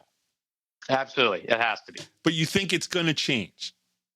Well, I'm really hoping as an Oilers fan that we win a few cups here in the next few years, and Connor McDavid stays and does that. So, Wayne Gretzky cemented his legacy there by winning cups, but then ultimately went to Los Angeles. So I think if Connor, we'll see how everything shakes out. But if he ends up being an Oiler for life, I think it's definitely an argument that you can be made. So See, I thought you were going to say Mark Messier, but that's okay. Oh, that's okay. Well, I mean, he was awesome too. Obviously, the Moose.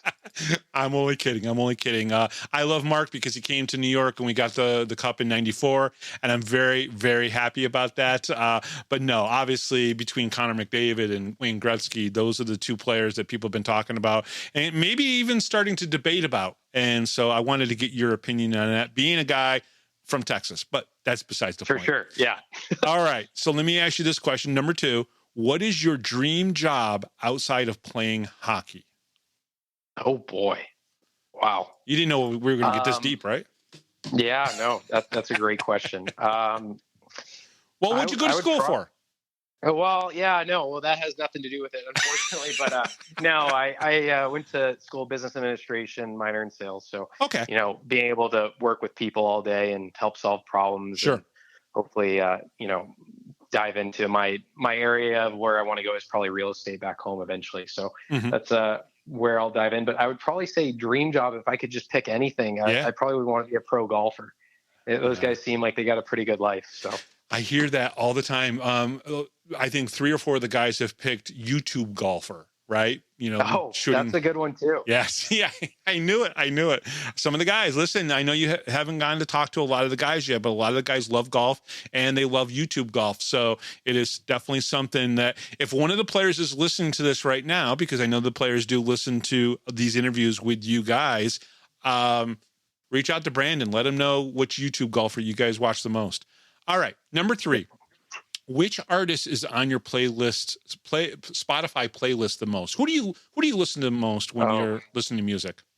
Yeah, no, I'm a big country fan. So this is really drove by my mom and growing up in Texas, but love 90s country classics, George Strait, Tim McGraw.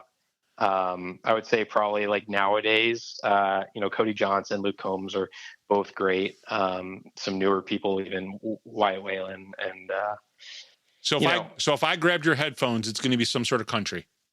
Yeah, no, that's what I'm listening to in the car and I'm bumping it. I'll listen to some classics, maybe some new stuff, some of the new Morgan Wallen's good too, but some classic country music is definitely takes me back home and puts you at peace. So I know you're rooming with a very interesting guy right now, right? But who is the most interesting guy in the locker room?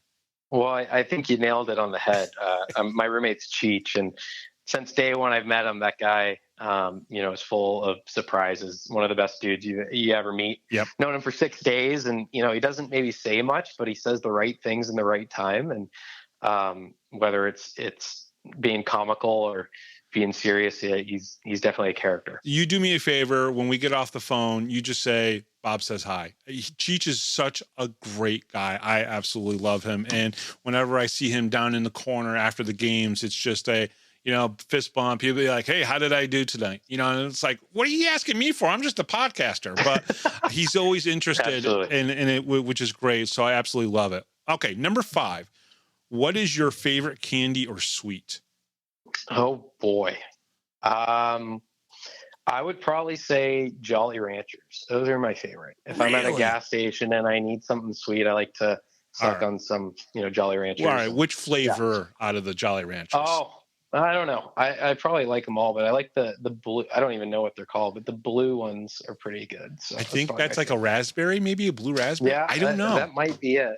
I don't know. There are certain ones when I eat Jolly Ranchers, I'm like, oh, nope, get it out of my mouth. And then there are other ones where I'm like, oh, I could suck on this all day. It's just like such a great, it's a weird candy for me. Like I like some of the flavors and then not all the flavors. But yeah, I don't know. I like the hard candies. I don't know. I don't particularly love sweets too much, but that's probably my go-to. Gotcha. All right. Very good. Very good. Well, you'll never make it to the penalty box because you're a goaltender, but there's actually candy. So this is a question that kind of goes back and everything because there's candy in the thing because we used to have a player named Don Oliveri that played on the team, won the 2 championships with the team the last couple of years, and he'd eat Twizzlers right in the penalty box. But now with Coach Q, John Quinville, on the team, and he's such a physical freak and nut and stuff like that, no one's touched the candy all year long.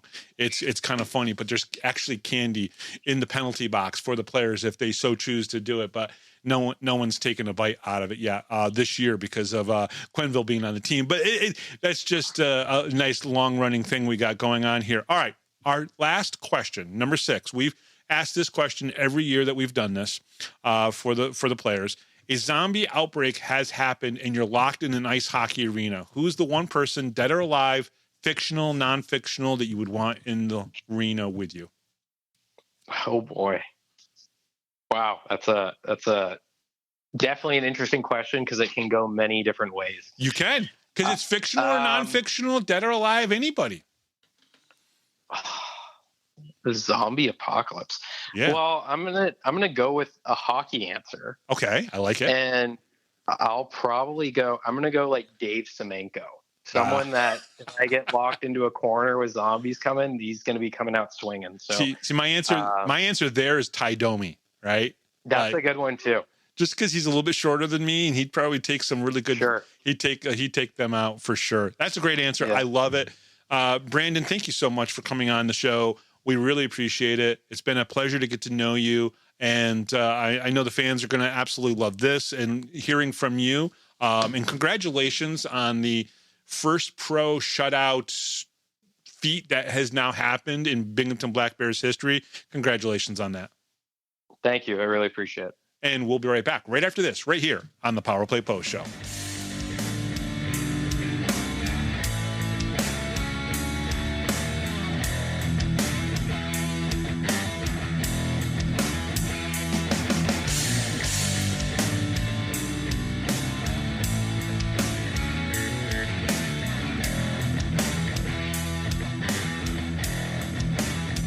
If you're a Binghamton hockey fan, then you need to check out binghamtonhockey.net for all your news, stats, information, the Binghamton Hockey Hall of Fame, top 10 lists, profiles, and so much more. That's binghamtonhockey.net.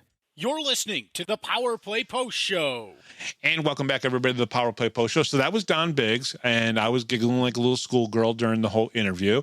And then, of course, right after that, I went into, of course, the 6 more questions with Brandon Shantz, and that was a lot of fun. I want to thank Brandon. By the way, happy birthday, Brandon and Jacob Shankar. As we're recording this here on Sunday, it is a double birthday for the Binghamton Black Bears. Those 2 guys have birthdays today. I did reach out to both of them earlier today and wish them both a happy birthday. So, kind of neat that they kind of do the whole birthday things for the players, the graphic. But yeah, a double birthday today with Brandon Shantz and Jacob Shankar. It's crazy. I feel like everybody's birthday. Is seems during like the we hockey go season? Well, no, I feel like we go several months without really seeing too many. And then all of a sudden it's like we see a ton when we get to March. Makes you wonder, count 9 months back and figure out what holiday or what was going on at that time. That's very funny. I mean, that doesn't always work because if you take my child, for example, she was 14 weeks early. So yeah. Oh yeah. That's always the math doesn't math there. And she just had a birthday, a couple weeks ago, last week? Yeah, the 11th. Yeah, the 11th when we were at the arena. That's right. Yeah, she told me that she was 5 and she's all grown up, and now she she keeps asking me if she can not wear a seatbelt in the back seat because she's a grown up now. And I was like, yeah, that's not how that works, but okay. Yeah, because New York now has the law that you have to wear it even if you're an adult in the back seat. So yep.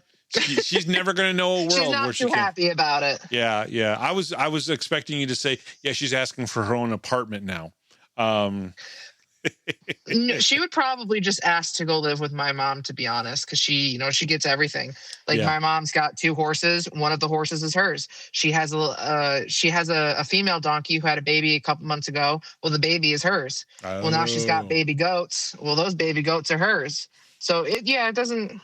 Yeah, she would be fine just living there. That's funny. That's funny. All right. Support the Power Play Post Show by subscribing on YouTube. Thank you if you have done so already, but please, if you haven't, please do so. When you subscribe and like episodes, it signals to YouTube that hockey fans are engaging, which helps recommend the show to more viewers. As our community grows, we are able to deliver more interviews, insight, and hockey discussions. Subscribing and liking is the most effective way, completely free way for you to support the show. Join fellow hockey fans and subscribe on YouTube today. All right, Taylor, let's get into the Saturday night's game because there is some storylines here which we can talk about. Black Bears complete the season series sweep over Sentinels, winning 4-1 on Saturday, March 21st, 2026, Hamilton Community Ice Center, Game 50 of the season. Binghamton Black Bears at Indiana Sentinels. The Black Bears carried their momentum from the previous night into the opening frame, controlling play from the start to finish, but had just one goal to show for early on. Binghamton dictated the pace throughout the period, peppering Indiana netminder Cooper Olsen, which, by the way, was so confusing because I keep thinking of Reed Cooper, and it's the complete opposite. Yep. They really got to get these Coopers in line. With shots and holding the Sentinels to limited opportunities, despite the territorial advantage, the breakthrough didn't come until late into the frame at 15:59, just moments after Zach Sirota rang a shot off the crossbar, just something we kind of talked about already. Yeah. The puck found its way to Garrett Sargis, who capitalized on the opportunity and buried the game's opening goal. The tally, assisted by Nick Swain and Sirota, gave the Black Bears a 1-0 lead with just over 4 minutes remaining in the period. The period featured a handful of penalties on both sides, including matching roughing minors early between Kyle Steffen and Maximus Tortorella, as well as a bench minor against Indiana for too many men. However, neither team was able to convert on the power play in the opening 20 minutes. In net, Dyson Skinner, making his first start as a Black Bear since being acquired from the Twin City Thunderbirds, was rarely tested but steady when called upon, stopping all 5 shots he faced. Yeah. So that was kind of like one of the storylines. Obviously, Dyson Skinner getting his first start with the Black Bears. I am not going to make judgment on his play until I see it in person.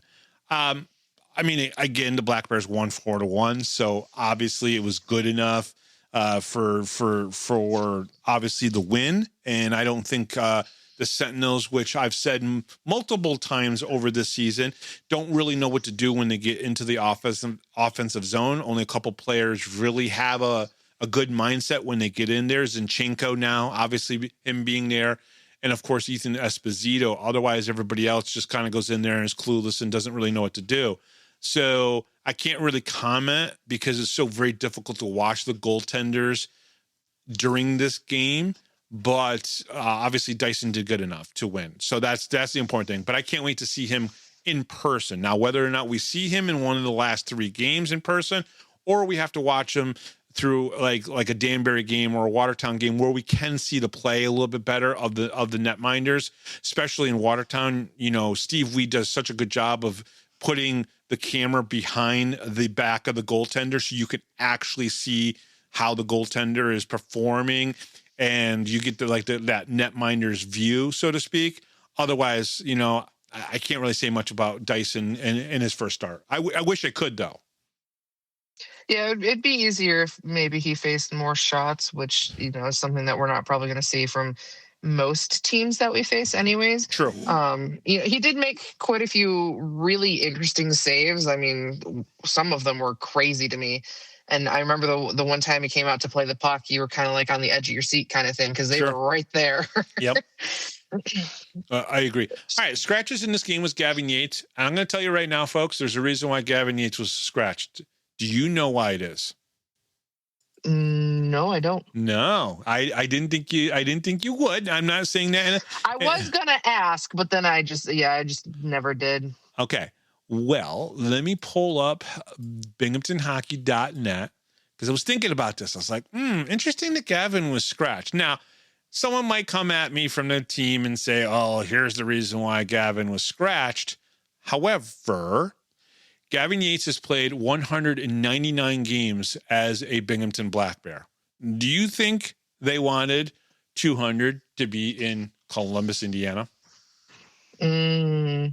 See, my mind immediately went to he had to go one more day without getting in trouble to be, you know, case he didn't get suspended for a year type of thing. That's where my mind went. Nope. He played Friday night in Columbus. He did not play Saturday night.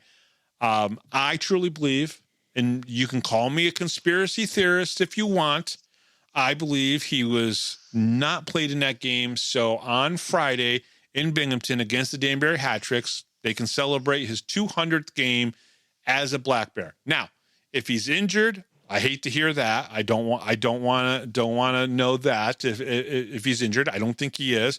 I think this was a planned day off so he could play his 200th game as a Black Bear, which does lead all players in Binghamton Black Bears history. Right now, he's played the most games for the Black Bears in 5 seasons. He's up to 200 this upcoming Friday. I think that's the reason why. That's just I'm throwing it out there, theory.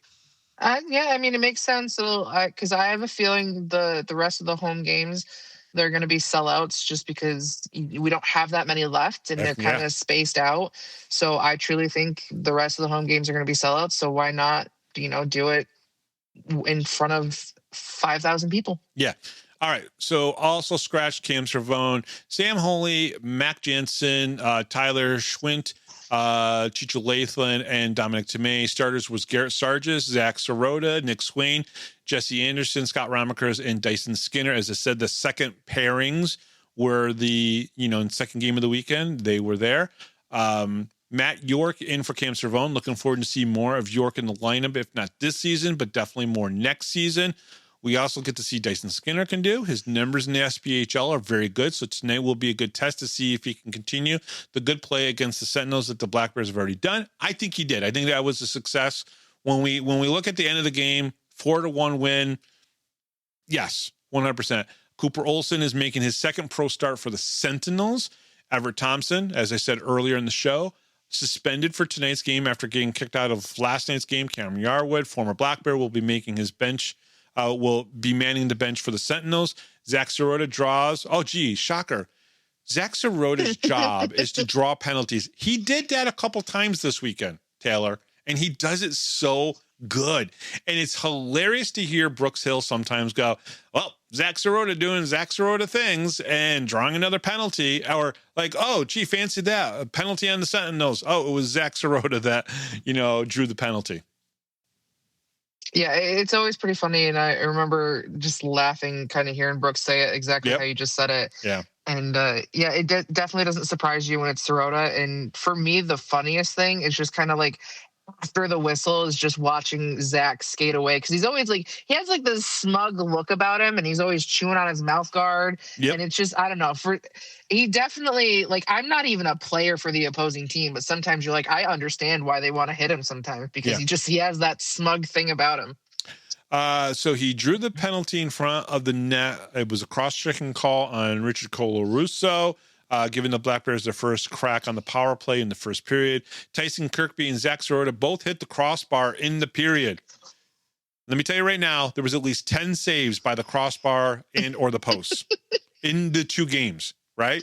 Would you say combined, it was probably about 10? It was close to it, if not. It had to have been, because it happened on both sides. Yes. And in both games. It was crazy the amount of times that you were hearing it. Yep. The Black Bears have absolutely dominated the first period, but they have only 1 goal going into the first intermission, which is interesting. Kind of same thing happened on Friday night. Power play opportunities, Binghamton 0 for 2, Indiana 0 for 1. Shots on goal, Binghamton 19 and Indiana 5. Again, you're not going to beat the Black Bears if you only take 5 shots on goal. Now, granted, they probably took 8 or 9, and our players find a way to block these shots before they even get to the goaltender. That's the funny part about this. Let's go into the second period.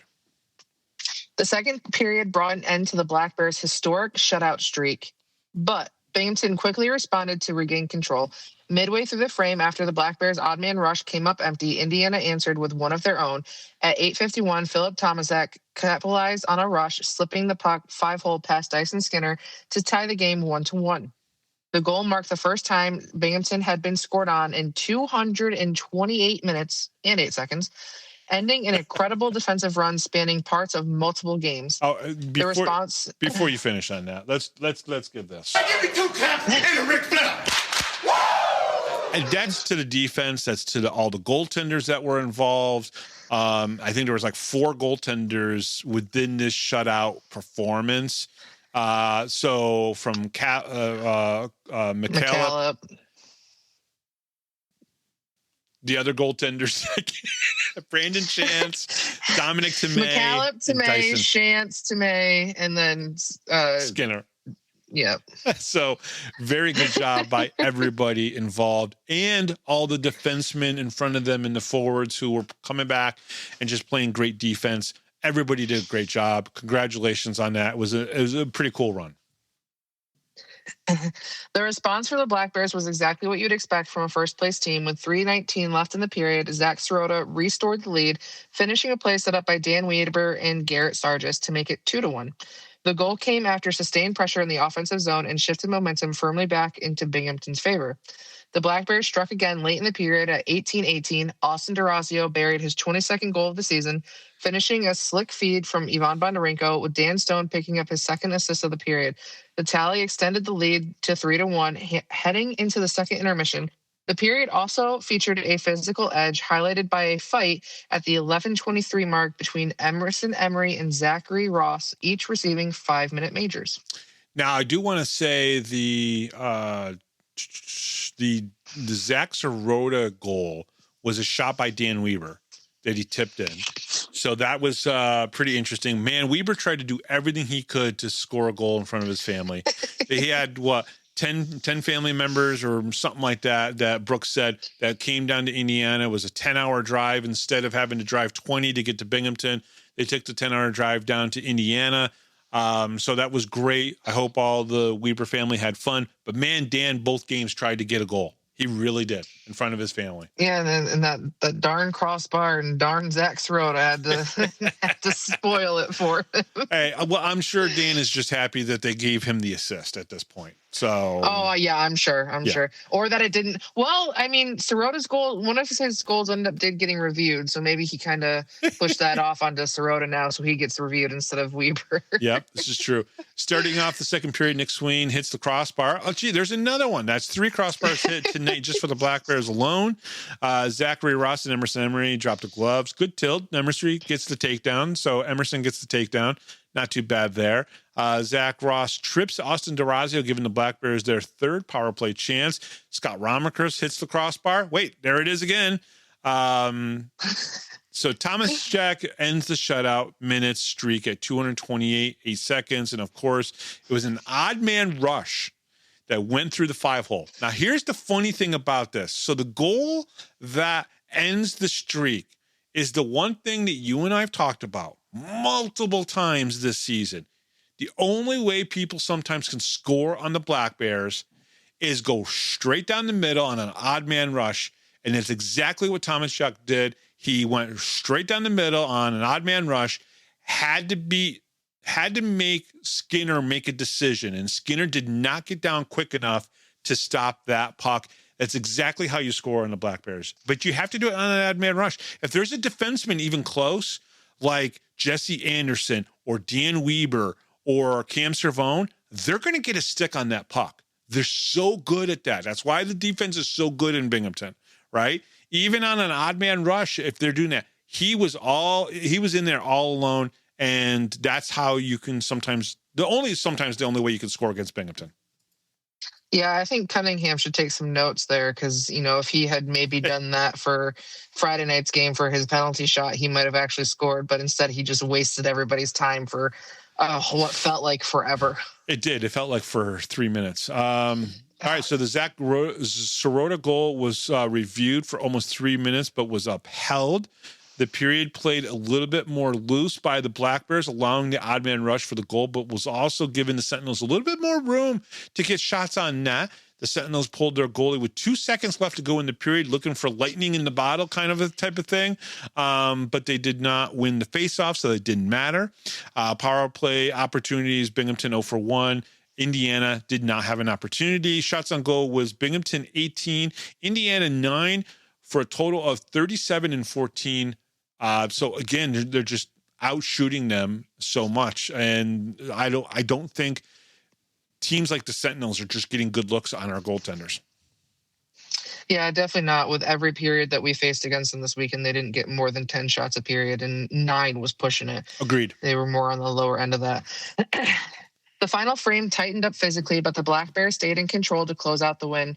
Both teams traded penalties throughout the period, with the game taking on a chippy tone as frustrations boiled over. Despite the increased physicality, Indiana was unable to generate sustained offense against Dyson Skinner, who remained steady between the pipes.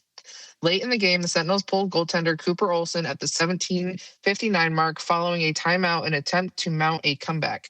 However, the Black Bears quickly put the game out of reach at 18:23. CJ Stubbs found the empty net for his second goal in as many nights, sealing a 4-1 victory for Binghamton. Tyson Kirkby and Austin Durazio picked up the assist on the insurance marker. Okay, so very interesting, game, I think. Hard for me to watch again. I don't want to bring that up, but it very much was. All right, so with Garrett Sargis in the box for slashing, which he took 1 minute into the period, during the penalty kill, the Black Bears got a couple shorthanded chances, including a chance that Ivan Bondarenko started, sending a pass up to Tyson Kirkby, who almost scored a shorty. Man, that was so pretty. It was such a good play. I was really hoping that Kirks was going to bury that one. Kirkby then again had a second chance on a shorthanded on the Shankar elbowing call. So another penalty, and Kirkby had another chance. And it almost feels like earlier in the season, Taylor, the guys weren't taking the chances on the PK to go for the shorties. And now we're up to legit 9, even though the league says 10 because of a goal later on in this period, or the last goal there for CJ Stubbs was counted as a shorthanded goal. But we only had one shorthanded goal for the first 2 months of the season. And then boom, they've kind of figured it out and figured out how to score. Yeah, it's kind of crazy to see how our numbers there have kind of shot up, especially in the later half of the season. And man, poor Tyson, it's just got to be a rough game to feel almost robbed back to back. And then on top of that, Brooks is saying how he had a 3-point night with the assist. And then you look on the actual, graphic for the site, and he's got 1, and you're like, what happened? Yeah. It's just I think Weber kind of spread out his feelings there. I think he's like, oh, you guys want to know what it feels like? Here you go. Yeah. And, he had the support of his family. He didn't need anything else. So it was such an odd thing, that kind of the amount of shorthanded goals that could have happened for honestly either team. Cause even the Sentinels had quite a few breakaway or giveaway chances that they had for them. But Black Bears kind of caught up to them most of the time on those. Here's how you have to look at it. For me, I might say, all right, this is frustrating. Get the stats right. For the players, they're just looking for wins. If they just win the game, I don't think they care too much about the other stuff like I do.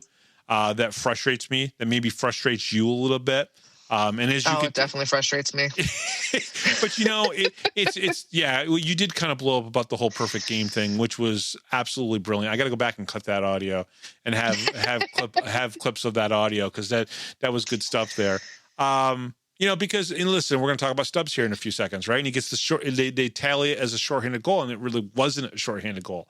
It was just an extra attacker goal, which they scored an empty net, right? Because there was an extra attacker on the ice. It's just crazy how they do those things. But Stubbs scored his 38th goal of the season, getting him to 90 points on the season, making him only the 4th player to hit 90 points in Black Bears history, franchise history.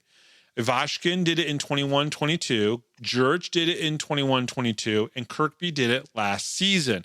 Bondarenko is at 89 and should join that party next week versus the Hat Tricks. I wrote that in there wrong, but he is at 89 right at the moment and should be at 90 here sometime this upcoming week. The Sentinels took their timeout at the 17:59 mark at the final period, pulled Cooper Olsen, who I thought, if you are seeing 51 shots and you only give up 4 goals, or actually in this case it was 50 shots and gave up 4 goals, that's not a bad second pro start, if you ask me. So he did a pretty good job there. More penalties this period than I would have liked for the Black Bears, but both teams were chippy in the final period of the season. Final period of the season between the two teams. The Schroeder goal was reviewed to make sure there was no kicking motion by Zach. And I want to thank Danielle Patterson for sending that information into me. She was actually at the game and sent me a private message letting me know. She was right next to where the scorekeeper is, and she was there. She watched what they were reviewing.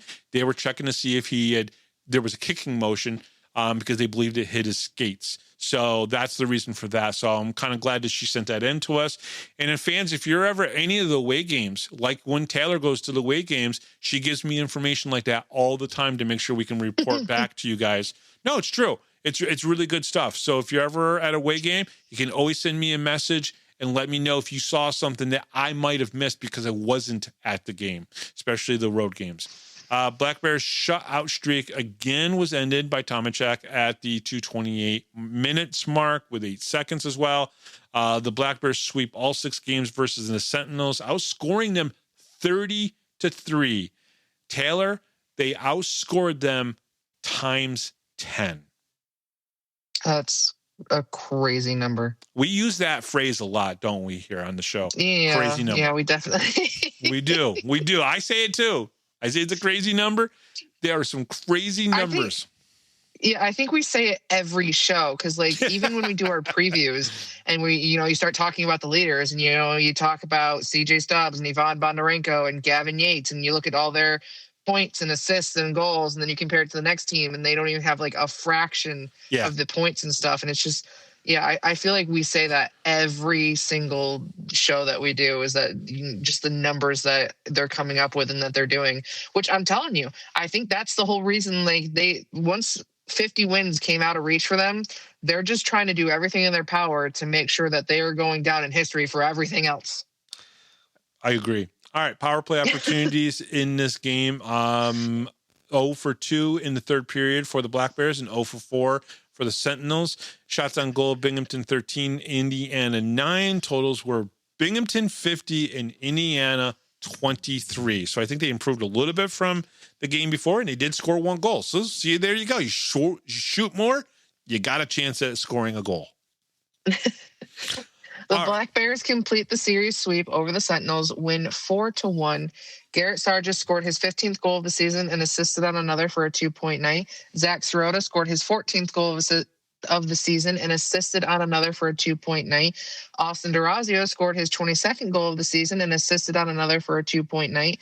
CJ Stubbs scored his 38th goal of the season, hitting 90 points on the season.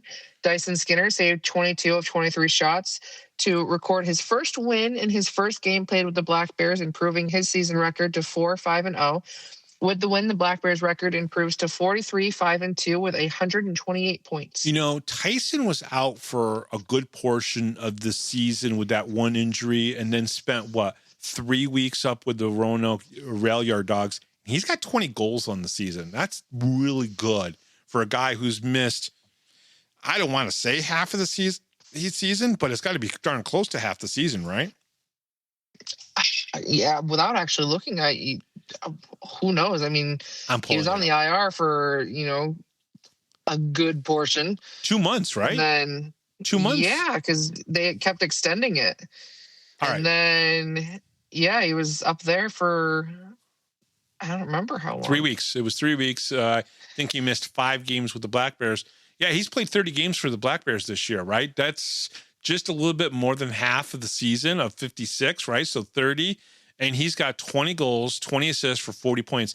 I just wanted to throw that out there. I thought that was pretty impressive that even though he's had some, this was a different season for him. This wasn't your typical season. Last year, he played 46 games. The year before that, 54 games. The year before that, 50 games, right? So he normally has a good bulk of games. And last year, he had 97 points. And sure, he's not going to hit 97 points. He'll probably have 50 points. I could see him getting another 10 points in the next 6 games that we have, right? Wouldn't be out of the ordinary to see that potentially happen. He could have 50 points. And honestly, in 36 games, that's still a really good season for Tyson. Yeah, I feel like this season he almost took on, like, especially with him being on the IR but still being on the bench, that he took more of the leadership role. Yeah. And it's something that even Brant really praised. He really enjoyed having him just on the bench as being that player coach. And so it's just, I think it's a weird thing to kind of say that, like, even though the captain of the team hasn't played in the most games, but like he's missed 20 games so far, he's played in 30 games, they just played their 50th game, and yet he can still like rack up points with everybody else. And he's been on the bench. He's been, in the SP for a while. He's done all these things this season that it's just, again, we keep saying it. It's crazy what they've done this season. And the impact that he's had in a few of the games have been pretty impressive, right? There was a couple games where he scored a couple goals to get them back into a game. There was a game where he scored 2 goals where that was the reason why they won the game. So Tyson is and Danbury. Yeah, so Tyson is definitely still had a good season, even though it's kind of been a different season for him. All right, coming up this weekend is Danbury at home on Friday, and then we have Danbury again on Saturday down at the Danbury Ice Arena. Now, this season against Danbury, we are 11-0-1. The only loss is a shutout loss that happened at home here, actually in Binghamton, right? So we've played 7 games at home against the Hat Tricks, and we're 6-0-1. And then away, we are 5-0. We've gotten 33 points from them, and the goals for it's like times 3 basically. But we've scored 66 goals, and they have scored against us 24 goals. I know we have one more game against Port Huron, Taylor, and there's another game against Watertown. And then, of course, there's these 2 games against Danbury. I'm just really kind of ready. And there's 2 more games against somebody else. Oh, at the end of the season, we still have another game against Danbury. Man, well, we got like 4 games against Danbury, 1 against Port Huron, and 1 against the Watertown Wolves.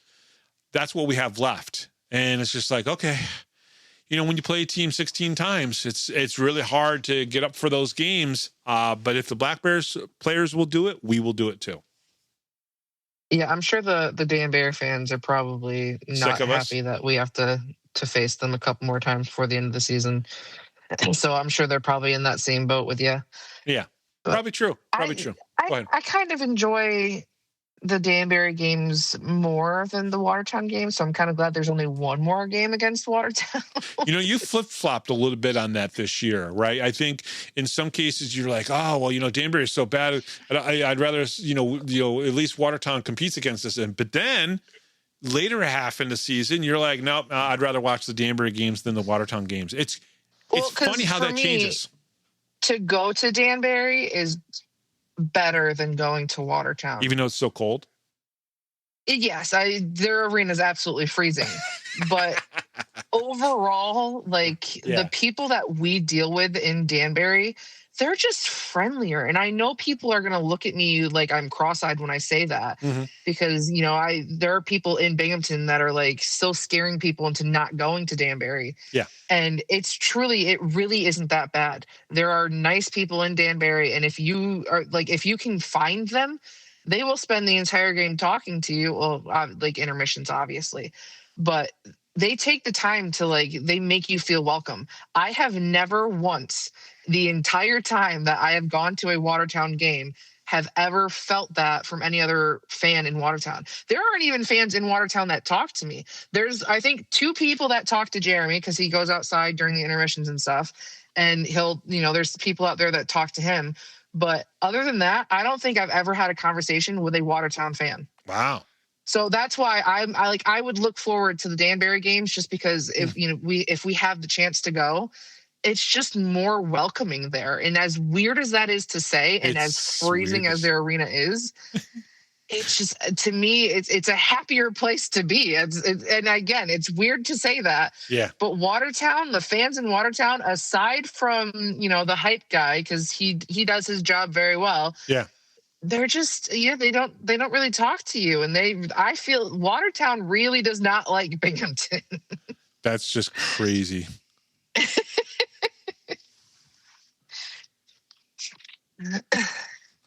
Well, again, I do want to say that, I want to thank everybody who has always supported us here on the Power Play Post Show, who have,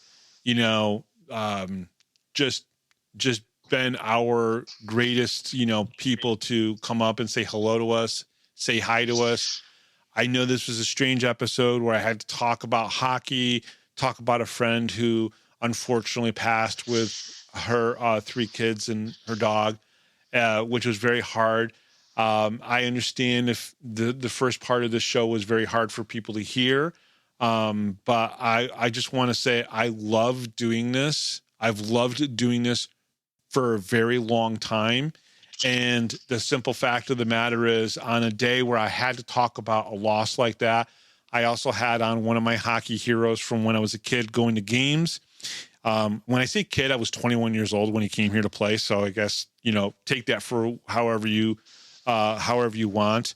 But I've built up this thing within the hockey world where there are people in all levels of hockey who know of the Power Play Post Show, know of the work, the interviews that I've done.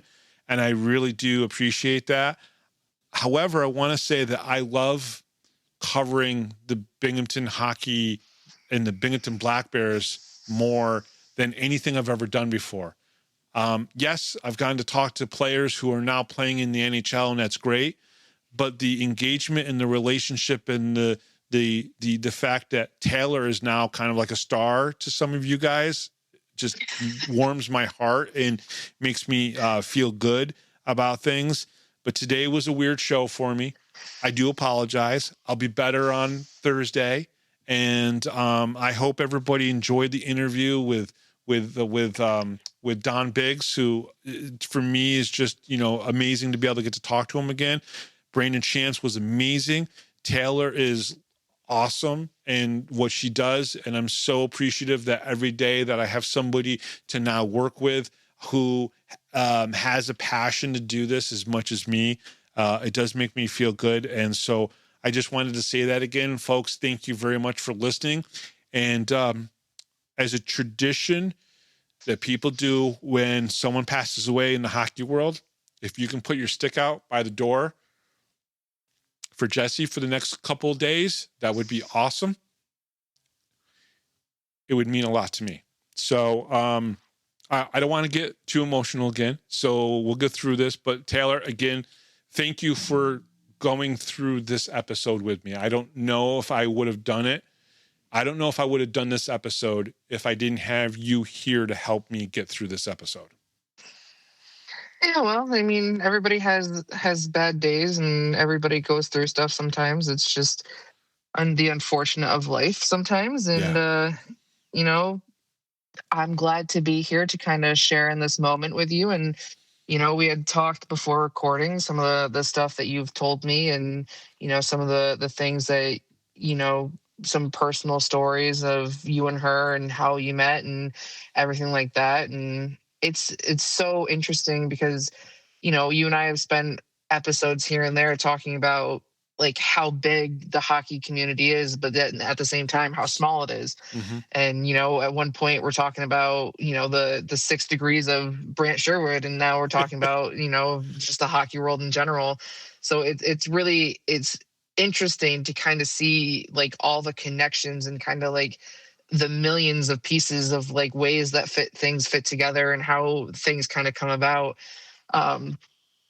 But yeah, again, million years, never would have guessed that I'd be doing something like this. And definitely not with hockey. It wasn't anything that I knew literally anything about.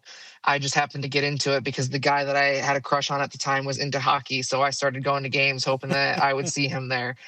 And it kind of worked because, I'm living with the guy that I had a crush on at the time. So I guess it kind of worked in that sense. But Yeah, I definitely didn't ever picture something like this happening for me. I've never been one to, it's especially like the sound of my own voice. So that was very difficult for me to get used to.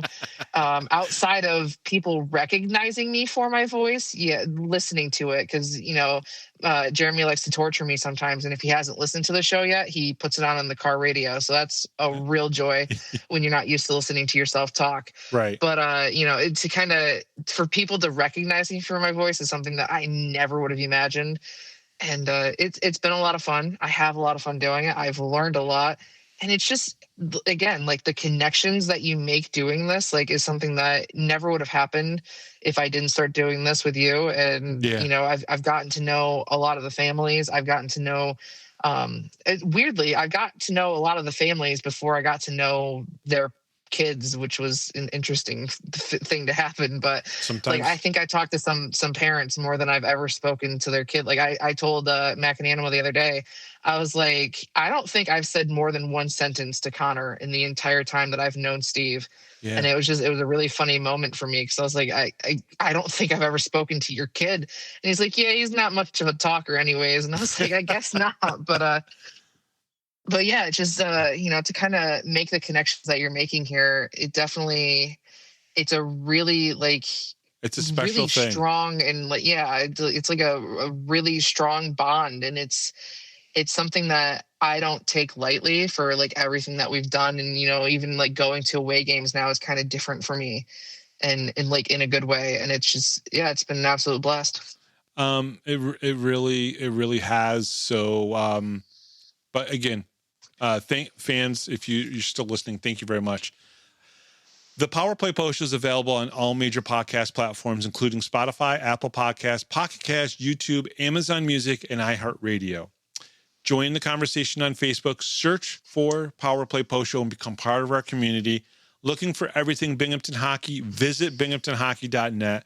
Thank you to Rob Lapolis, our MC, John Petitucci, our musical director, and from the Binghamton Black Bears netminder, Brandon Shantz, for answering 6 more questions. And, of course, Binghamton Hockey Hall of Famer and one of my heroes, former Binghamton Rangers forward, Don Biggs.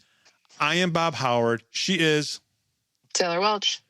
And Jessi, if you're out there, thank you for everything. We'll talk to you guys next time right here on the Power Play Post Show.